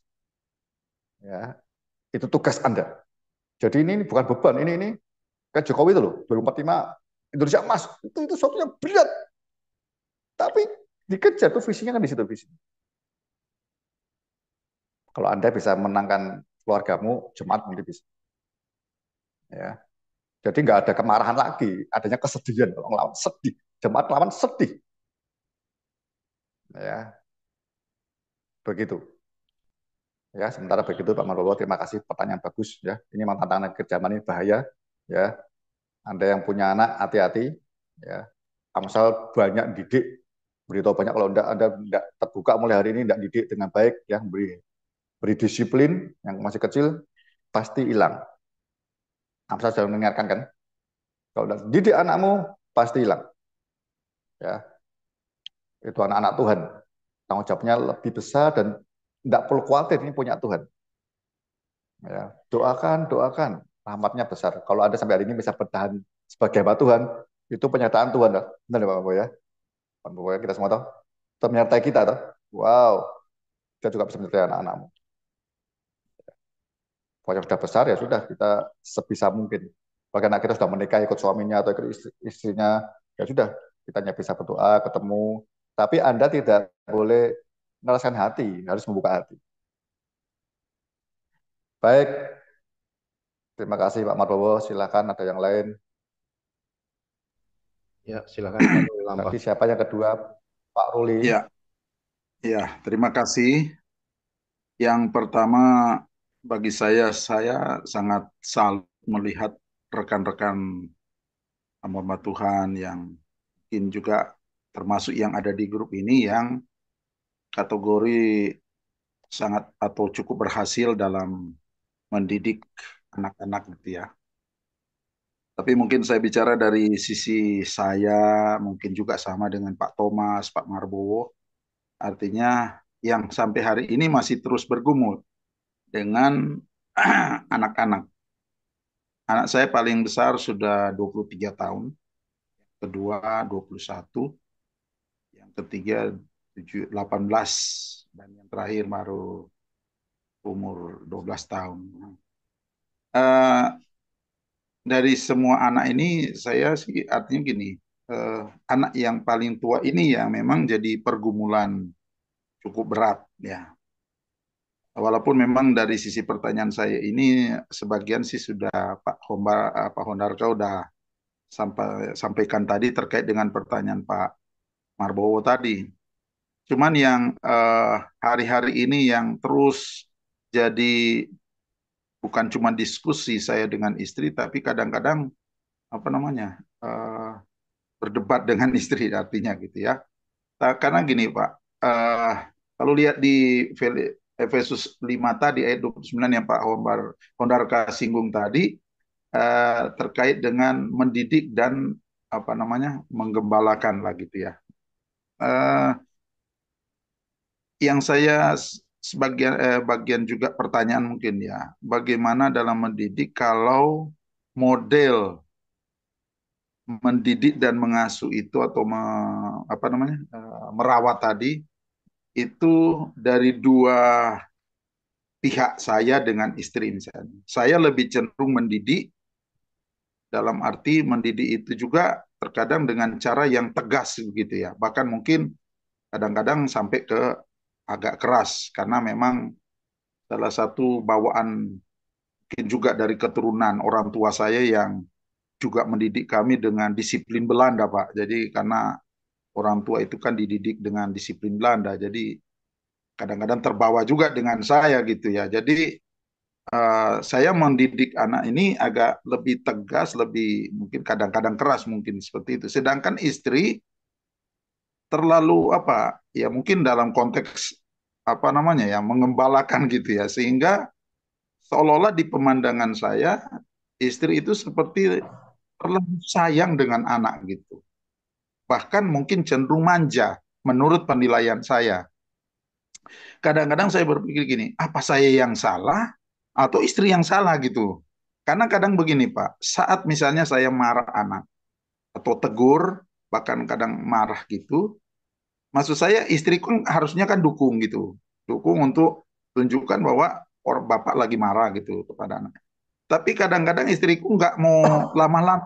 Baru dalam beberapa menit kemudian, kadang istri sudah sudah ajak bercanda anak yang saya marah gitu. Jadi saya yang kesel gitu. Ini saya lagi didiat, saya lagi tegur anak kok malah sudah diajak bercanda. Jadi saya anggap anak ini nggak apa dianggap seperti lalu begitu, nggak. Nah ini mungkin yang jadi apa saya yang salah Pak terkait dengan cara dalam mendidik anak itu ya artinya. Ya karena memang ya dari 4 anak saya ini ya satulah yang agak sedikit bergumul untuk merubah. Sedangkan apalagi sudah dewasa agak tidak gampang memang gitu ya. Karena memang ya mungkin karena terlalu awal manja gitu ya. Jadi itu Pak mungkin yang bisa dapat pencerahan seperti apa gitu ya. Antara mungkin terkait kami lah sebagai suami istri yang perlu bagaimana menghadapi anak-anak gitu. Terima kasih, Pak. Ya, eh, sebenarnya apa ya? Sekarang banyak sih, banyak hal-hal yang kaitan dengan suami istri, kaitan dengan anak, banyak materi-materi di YouTube, mungkin pelurusan keluarga banyak itu. Ada Pak Jarod misalnya dan sebagainya. Tapi bisa belajar bersama begitu ya. Jadi memang dua-dua perlu belajar. Kita ini orang tua itu tadi Pak Rudi cerita ya, kita ini didik anak, menikah didik anak itu kita nggak ada sekolahnya, kita lihat orang tua kita. model apa kita ikut. Nah, tapi sekarang nggak bisa. Kita ini pendeta, hamba Tuhan. Ya. Jadi bagaimana kita ini tadi ayat 6 ayat 4 tadi ya, misalnya ya. Dan kamu bapak-bapak janganlah bangkitkan amarah di dalam hati anak-anakmu, tetapi didiklah mereka di dalam ajaran dan nasihat Tuhan. Kata Tuhan itu penting. Itu kan yang kebenaran. Ya. Jadi kita didik itu di dalam Tuhan, di dalam kebenaran. Itu penting dulu. Itu penting kenapa? Karena pertaruhannya anakmu hilang. Bukan masa tangkap polisi mungkin salah gitu tuh, hanya pidana enggak, ini hilang kekal. Ini kaitan dengan pertobatan sekali lagi. Jadi seorang ayah harus ngerti dulu bahasanya begini. Harus ngerti atau ngalami hidup di dalam kebenaran dulu. Oke lah, value kita dunia kan banyak ya, kalau kita orang tua dan banyak hal ya. Masa kecil kita itu mau membentuk karakter kita sampai hari ini. Tapi kita perlulah belajar bahwa ya Anda kan dan saya semua ini hamba Tuhan ya, belajar sama Tuhan itu untuk mengubah hidup saya dulu. Ya. Sampai Anda mengerti bahwa aku ini sudah diperbarui. Bersyukur kalau istri juga makin hari makin lihat bahwa suaminya itu makin hari diperbarui. Suaminya makin hari makin seperti Kristus, itu bersyukur sekali. Ya. Istri makin tunduknya makin sungguh-sungguh tunduk kepada suami sebagai penolong. Tapi harusnya itu dulu. Kita tidak bisa, kita kalau tidak bertobat dulu, tidak hidup kebenaran, kita tidak bisa bawa tanda kutip hari ini anak kita untuk bertobat dan hidup kebenaran. Artinya kalau mau dosa dua, makin meninggalkan pola-pola dunia. Pada dunia itu yang tadi Pak Uli juga cerita, semua orang cerita, dunia itu yang membentuk pola pikir kita dunia padahal. Itu nggak boleh. Ya. Rasakan dulu. Jadi sebagai ayah itu, karena Anda bertanggung jawab mendidik anak dalam kebenaran, dalam Tuhan, Anda dan saya, khususnya Pak Uli dan semua ini, ya para hamba Tuhan harus clear dulu. Anda bisa ngerti bahwa berharap anak istrimu lihat aku ini sebagai hamba Tuhan hidup dalam kebenaran. Aku bukan cuma mengajar kebenaran, tapi aku ini nggak sekedar mengajar, tapi aku ini menghidupi kebenaran itu. Ya. Dan kebenaran itu nanti orang lihat buahnya, gitu ya. Itu hal yang pertama. Jadi memprosesnya pribadi lebih dulu. Saya bisa didik anak kita dalam Tuhan kalau kita itu rumus ya. Dalam Tuhan itu bukan merasa kita sudah tahu lebih banyak pada istri, enggak. Istri melihat saya sebagai suami lebih rohani, dalam arti karakter Yesus lebih realmu, kayak begitu. Jadi istri hormat, segen sama kita. Kalau firman dia mungkin kalau suatu logia sama suatu logia dia bisa ngerti firman juga. Itu poin yang pertama, harus ngalami itu dalam Tuhan. Anda tahu semua ya, anak taat ketika orang tua di dalam Tuhan juga.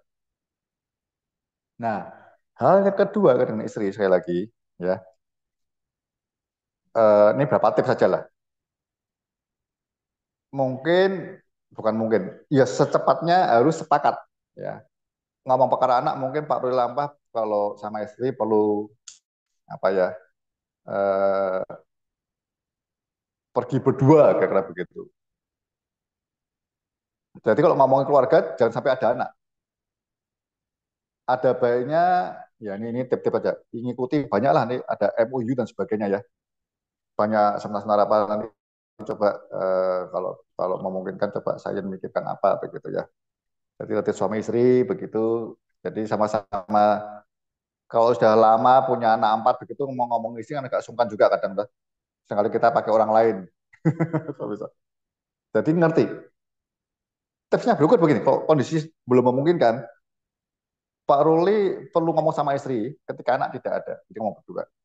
Ya, kalau aku lagi disiplin anak begini, ya, tolong ya ibu atau mama ya atau sayang jangan langsung ngajak anakmu senda gurau. Nanti yang aku ngomongin dia nggak dengar atau sudah dilupakan. Nanti agak lama sore boleh. Ya.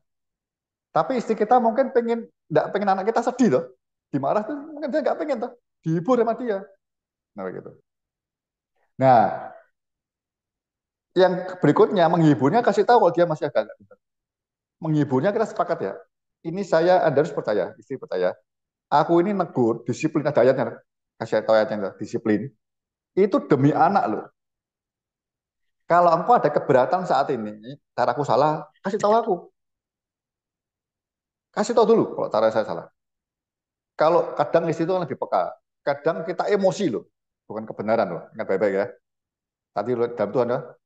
Kalau kita nasihat disiplinnya bukan hal yang berdosa, itu istri lebih peka. Kita mungkin agak sedikit tersinggung harga diri kita, istri mungkin yang beritahu. Nah, tapi istri kasih tahu, kalau kamu lihat aku nggak cocok cara negurku atau hal-hal yang tidak dalam Tuhan atau tidak dalam kebenaran, kasih tahu saya. Tapi nanti kalau anak sudah pergi, jadi dicari sepakat. Ini juga anak kita berdua. Aku nggak mau anak terhilang. Saya rasa istrimu juga nggak mau anakmu terhilang. Itu solusinya yang sementara, tips-tips yang diajak ngomong baik-baik. Jadi sebagai suami juga harus kita membuka hati sama istri. Tadi kata hormatilah orang tuamu loh, istri dihormati loh. Kata berdua, anak taat pada kedua orang tua. Jadi bagi kesempatan Pak, dia sebagai penolong yang benar. Kalau engkau lihat ada keberatan yang aku lakukan tetap anak, kasih tahu saya, jangan di depan anak. Yang mana? Nah, selesaikan dulu sepakat. Pak Oli tegaskan, maksud saya menegur, mendisiplin ini karena demi anak. Nah, tapi Anda tunjukkan ke istri menghormati Anda karena kita hidup dalam kebenaran dulu. Oh iya, iya Bapak memang itu dalam kebenaran. Saya percaya Bapak eh, disiplin anak itu demi dia dan dalam kebenaran. Istri mesti percaya dulu sama suami. Tunduk dong, kalau enggak bisa tunduk, heran. Nanti jemaat akan hilang. Itu berabil. Anak tidak bisa menghormati dua-dua. Ya. Nanti kayak kasusnya Yakub dan Esau kan, ya Yakub dan Esau tidak bisa, anak tidak punya anakku, anak ibunya, anak mama, anak papa tidak bisa, harus satu-satu. Nah hal seperti ini harus clearkan dulu suami supaya tidak berlarut-larut, ya jangan berlarut-larut. Ya kalau masih agak sulit minta pihak ketiga, bahasa saya gampangnya nggak tahu Pak Ruli dulu yang berkati Anda menikah siapa, masih ada nggak pendetanya misalnya, masih ada minta konseling berdua, karena mereka yang memberkati itu punya tanggung jawab rohani di hadapan Tuhan. Mungkin perlu ada pihak ketiga untuk menyelesaikan ini. Tapi saya rasa kalau ya buat orang tua, buat suami paling baik merubah hidupmu dulu. Istri sampai melihat kita ini dia layak tunduk sama kita karena dia melihat Kristus dalam hidupnya dia, hidup suami kita, suaminya, hidup Pak Rui dan hidup kita semua. Nggak apa itu proses kan? Ini sama atau jemaat Anda nggak bisa jemaat menurut sama saya. Jemaat terus ikut saya, tunduk sama saya karena mereka melihat saya melihat Yesus hidup dalam hidup saya kan begitu. Jemaat tunduknya dengan baik. Jadi jemaat ke gereja itu karena Pak Ruli hamba Tuhan, dia lihat hidup Tuhan dan hidup Pak Ruli. Ya. Yang terakhir ini memang apa ya? Ya Napoli sudah besar-besar gitu ya. Saya harap ya yang kasus yang anak yang sudah besar, yang anak bawahnya adik-adiknya jangan ngulangin lagi. Ya. Pokoknya di dalam Tuhan. Yang kedua, ingat baik-baik. Ini lawannya bukan istri Anda, Pak. Ini lawannya ilah zaman atau roh dunia. Ya. Jadi istri ditolong juga Anda sama istri berdua punya waktu firman, bertumbuh dalam firman yang sama. Ya. Bertumbuh dalam firman yang sama. Jadi istri juga bertumbuh rohani, Anda bertumbuh rohani. Ya. Ya baik, saya rasa itu dulu. Mungkin lanjut dulu. Ya. Jadi itu Pak Ruli. Jadi pertempurannya itu melawan roh-roh jahat di udara dunia, sistem dunia ini. Istri perlu tahu itu. Ya. Perlu tahu. Jadi semua istri harus juga berubah pola pikirnya semua. Jadi kalau sama-sama dalam firman Tuhan, enak diskusinya. Tapi kalau satunya model dunia, entah Pak Rulinya atau istrinya, saya baca begini, tidak bisa, harus dengan firman Tuhan. Ya. Kalau dengan firman Tuhan, saya berdoa dalam nama Yesus, ada kesepakatan dan keluar, karena demi Kristus, demi keluarga kita, demi jemaat, untuk tugas saya itu betul. dukung saya. Tugasnya itu berat bagi gembala, bagi suami, bagi ayah. Membawa umat itu berjalan menuju kesempurnaan cemerlang, ya. Hidup di dunia tapi jadi saksinya tidak ikut pola dunia. Itu Anda perlu berjuang keras hari ini. Makanya saya harap sahabat saya jangan hidup yang santai hari ini ya. Jangan. Ini pertempuran dahsyat sekali ya. Pak Roli ini sudah mulai pertempurannya masuk rumah tangga gitu. Jadi ada kayak Pak Prabowo dengan anaknya dengan istri. Cepat doa sama Tuhan, belajar banyak, minta Roh Kudus tolong. Ya. Kalau Anda ngerti ini menang, nanti jemaat ikut pada kemenangan. Yang terakhir anakmu akan jadi saksi-saksi Tuhan dimanapun dia berada. Kayak gitu ya. Kalau anak masih yang paling besar masih perlu uang Anda masih bisa ngomongin. Begitu. Ya. Mungkin sementara begitu Pak Ruli. Nanti kita bisa sambung di pertemuan di sini ya. Nanti bisa, tapi kita berdoa segera selesai lah. Ini semua untuk Tuhan. Jadi Pak Ruli ngomongnya selalu Tuhan, Tuhan ya. Istri juga lihat kalau ada cara yang belum dalam Tuhan, kita terbuka atau beritahu saya mana yang kau belum berkenan. Itu penting ya. Jadi Anda betul-betul memberi diri untuk istri, bukan menutup diri. Ya, di proses semuanya gitu. Kita memberi diri untuk istri supaya istri bisa bertumbuh sempurna nantinya. Kalau mereka bertumbuh dua-dua, wah itu paling betul-betul bahagia di bumi. Haleluya, semua berkumpul ya. Terima kasih. Baik. Ya, ini ada pertanyaan. Lanjut. Ada pertanyaan dari Pak Yohanes Samad. Ya, bagaimana dengan peran ibu? Kan peran ayah itu mendidik. Terus peran ibu apa, Pak? Peran ibu dapur. Ini peran ayah itu bukan peran sebenarnya. Itu tanggung jawab. Banyaklah ibu ngajar-ngajar hal-hal yang lain-lain toh.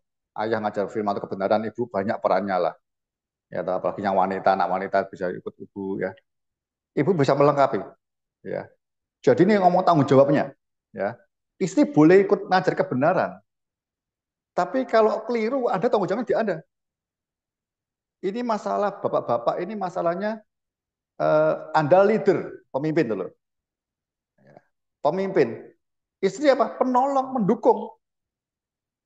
Nah, makanya harus punya visi itu penting. Visi gereja kalau bisa rumah tiap keluarga harus punya visi. Jadi punya visi, istri nolongnya enak. Nah, kalau suami ayah tidak punya visi keluarga bawa kemana? Seperti Yosua itu loh. Putusnya sendiri ya. Kalau aku dan seluruh keluargaku, aku tetap melayani Tuhan. Oh, istri ngerti. Oh, suamiku begini. Dia penolong, dia akan nolong bawa anaknya ke situ. Ya. Peran yang lebih praktis begini.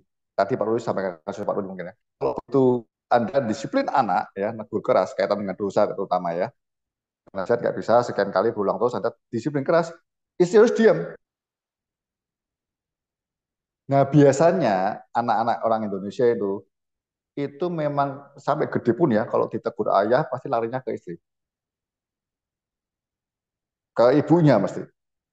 Nah sepakat istri harus tahu betul. Suamiku itu sudah hidup dalam kebenaran.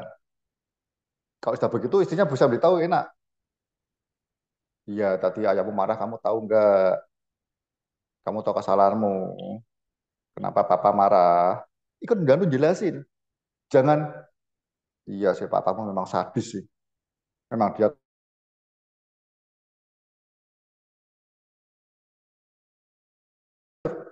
Jadi tadi sebelum kita masuk ke anak jangan lupa ya, istri itu perlu tunduk. Ya, istri perlu tunduk. Tunduk karena dilihat suaminya di dalam Tuhan dan memberi dirinya untuk tolong istrinya untuk sempurna. Jangan lupa itu. Jadi istri bagiannya terlalu banyak. Banyak kok. Pokoknya visi suami harus dia mendukung untuk menolong semua keluarga menggenapi visi dari Tuhan dan suami. Saya bilang berapa kali, kalau sudah menikah, istri menolong suami. Ya. Praktisnya tadi, ikut bantu jelaskan versinya istri. Bila perlu dia lari, Anda peluk dulu. Oh ya nggak apa-apa ya, baca doa ya. Pak kamu tadi seperti apa? Kamu tahu nggak kenapa dia begitu? Beritahu anak itu ngerti kalau papanya itu negur sampai tanda kutip disiplin itu demi kamu. Nah, kami itu mengasihi kamu,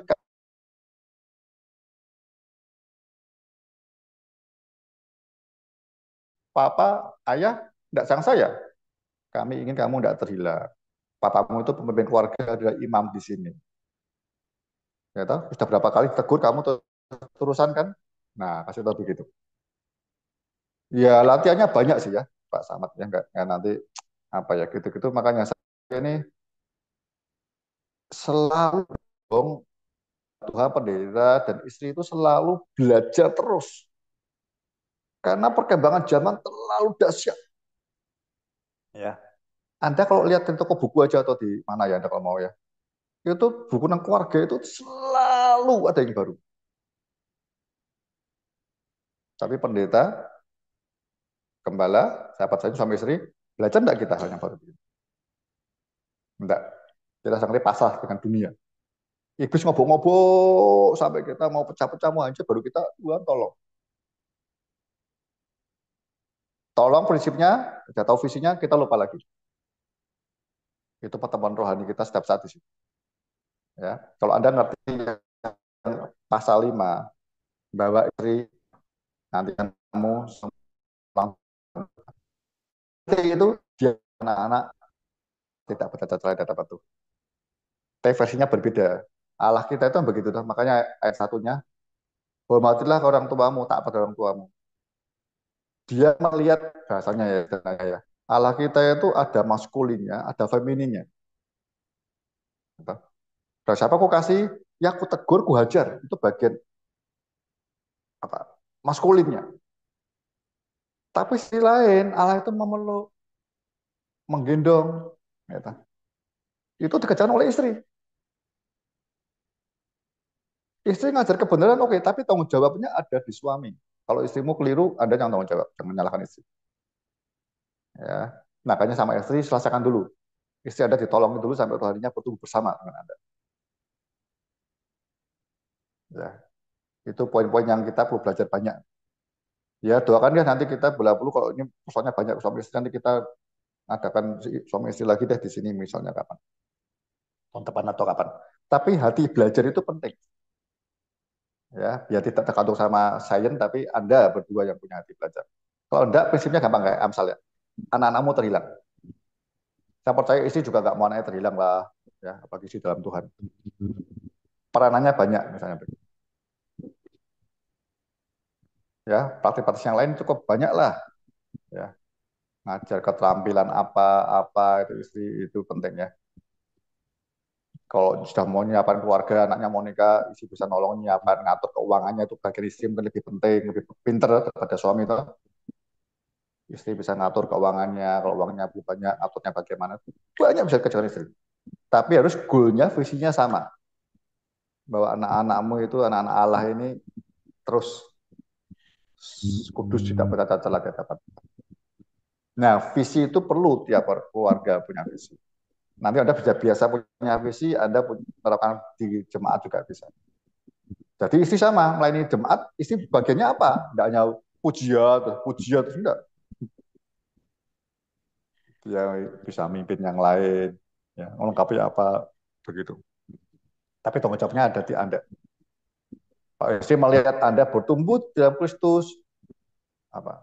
Semakin rohani, semakin dewasa, karakter Kristus semakin nyata, buah roh makin nyata, dia akan hormat pada Anda, akan duduk. Jadi penolong yang kuat nanti. Terima kasih pertanyaan baik-baik semua ini. Ya, kalau masih ada silakan.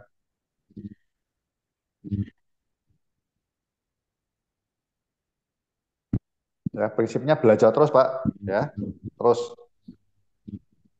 Ya, Pak Marbo mau nanya lagi? Cukup Pak. Nanti Pak kalau tatap muka Pak. Oh ya, ya. Ya, yang lain dulu berkesempatan. Ya. Satu lagi ada? Ya.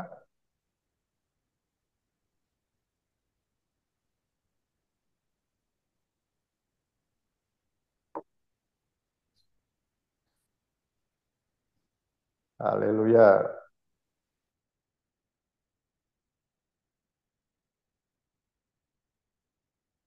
Noel ini kayak angkat-angkat tangan. Anda siapa itu? Pak Thomas bertanya juga, Pak Thomas. Pak Immanuel ini kayak angkat-angkat tangan tadi.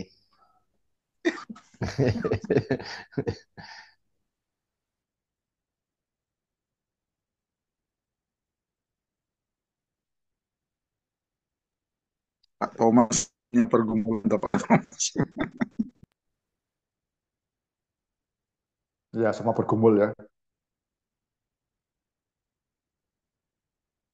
Bergumul itu membuat kita terus hidup dalam Tuhan.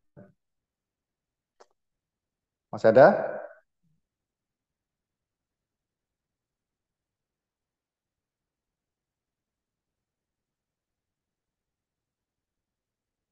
Siapa lagi ya?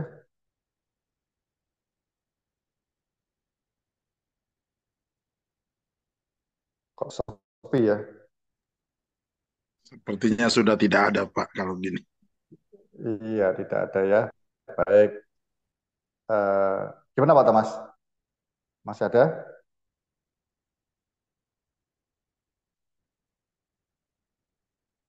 Tidak ada ya? Baik. Kalau tidak ada, saya mau kasih sedikit apa ya?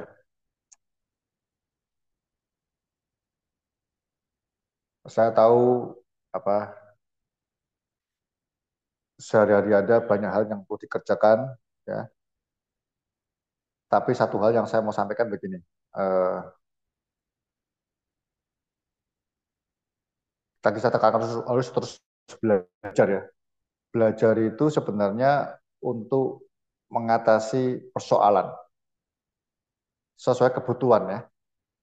Jadi pemimpin itu harus, Anda dengar kepemimpinan kita belajar saya serahkan kemarin ya di YouTube itu ya, Pak Bambang Budianto. Pemimpin itu harus mengerti apa ya, yang tidak bisa diserahkan orang lain itu tanggung jawab.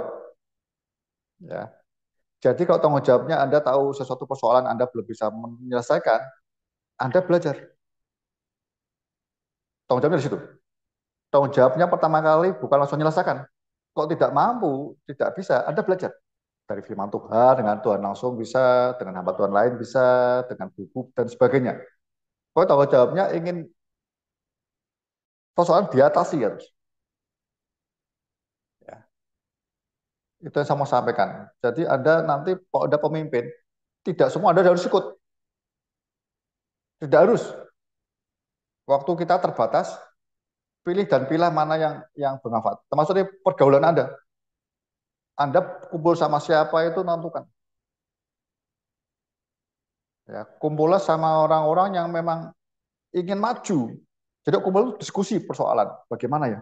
Jadi ada apa ya, dialektika untuk ngomong firman, belajar praktisnya bagaimana, masalahnya apa. Ya, saya lihat banyak pendeta mereka Tuhan kumpulnya senangnya nyanyi-nyanyi gitu misalnya ya. Ya sukacita baik, tapi setelah itu udah sukacita sharing pelayanan. Jadi saling menguatkan, saling belajar. Ya. Yang terakhir jangan lupa Alkitab ini Anda selalu ingat ya. Itu urut. Jadi Anda sampai pasal 6, Anda 1, 2, 3, 4, 5 jangan lupa. Itu penting. Jadi Anda juga nanti akan belajar di apa pikiran kita ini bertahap. Begitu. Jadi kalau tidak nanti kita terbiasakan bahwa eh, belajar ini yang lalu ya, sistem semester begitu bahayanya. Dan tidak boleh begitu. Leader itu menentukan masa depan keluargamu, menentukan masa depan jemaatmu. Tentunya bersama Roh Kudus. Ya, saya dorong itu terus belajar. Salah satunya saya menyediakan varietas untuk kita belajar bersama. Kaitan dengan bagaimana mendesain jemaat. Ya. Nanti Anda yang kaitan dengan leadership, karakter pemimpin seperti apa, ya bisa belajar yang tentang leadership Kristen seperti apa. Jadi saya harap grup WA kita isinya seperti itu ya. Ada grup WA kalau Anda mau sharing sesuatu yang membangun, ya kaitan dengan pendewasaan rohani, kaitan dengan dengan leadership, ya pemimpin Kristen seperti apa, itu Anda boleh share. Nah, saya itu menyediakan hal-hal yang lebih praktisnya sepertinya itu, bagaimana mendewaskan jemaat dan sebagainya terus. Baik, saya rasa itu memberkati kita semua. Haleluya. Silakan Pak Thomas. Ya, terima kasih Pak Saudara. Ya, kita akan doakan untuk pertemuan tatap muka ya tanggal 21 ya. 21 ya. ya 21-22 Pak. Itu 22 ya. Ya. Oke, kita akan mengakhiri dengan doa. Ya, saya minta Pak Yohanes Samad tutup dalam doa Pak Yohanes.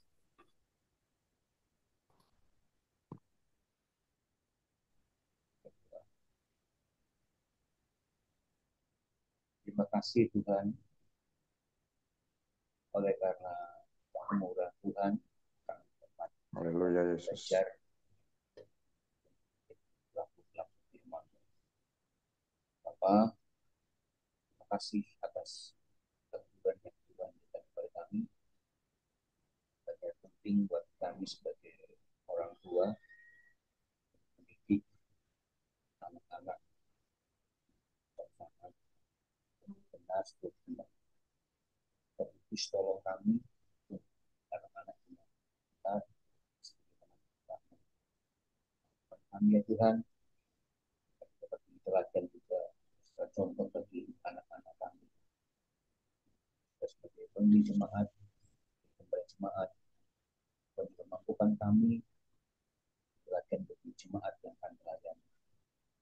Terima kasih Tuhan. Tuhan berkati yang bangun atau data yang telah menyampaikan kebenaran hari ini. Tuhan terus memberikan hikmat dan wahyu dapat meningkatkan rasa firman-Mu dekat buat kami semua. Dan Tuhan tolong kami untuk kami dapat ketemu tatap muka pada tanggal 21 atau tanggal 22 Oktober yang datang. Kiranya kasih karunia-Mu juga membuat kami boleh sehat dan bersemangat belajar bersama-sama melengkapi diri oleh Tuhan. Terima kasih Bapak. Dalam Yesus di dalam kami berdoa. Amin. Amin. Terima kasih banyak. Terima kasih, Tuhan berkati kita semua. Semua, selamat malam. Sampai ketemu 21-22. Terima kasih, selamat malam. Terima kasih, selamat malam. Terima kasih. Terima kasih Om Thomas, terima kasih Pak Andarka. Terima kasih banyak. Kalau Terima kasih. Terima kasih. Terima kasih.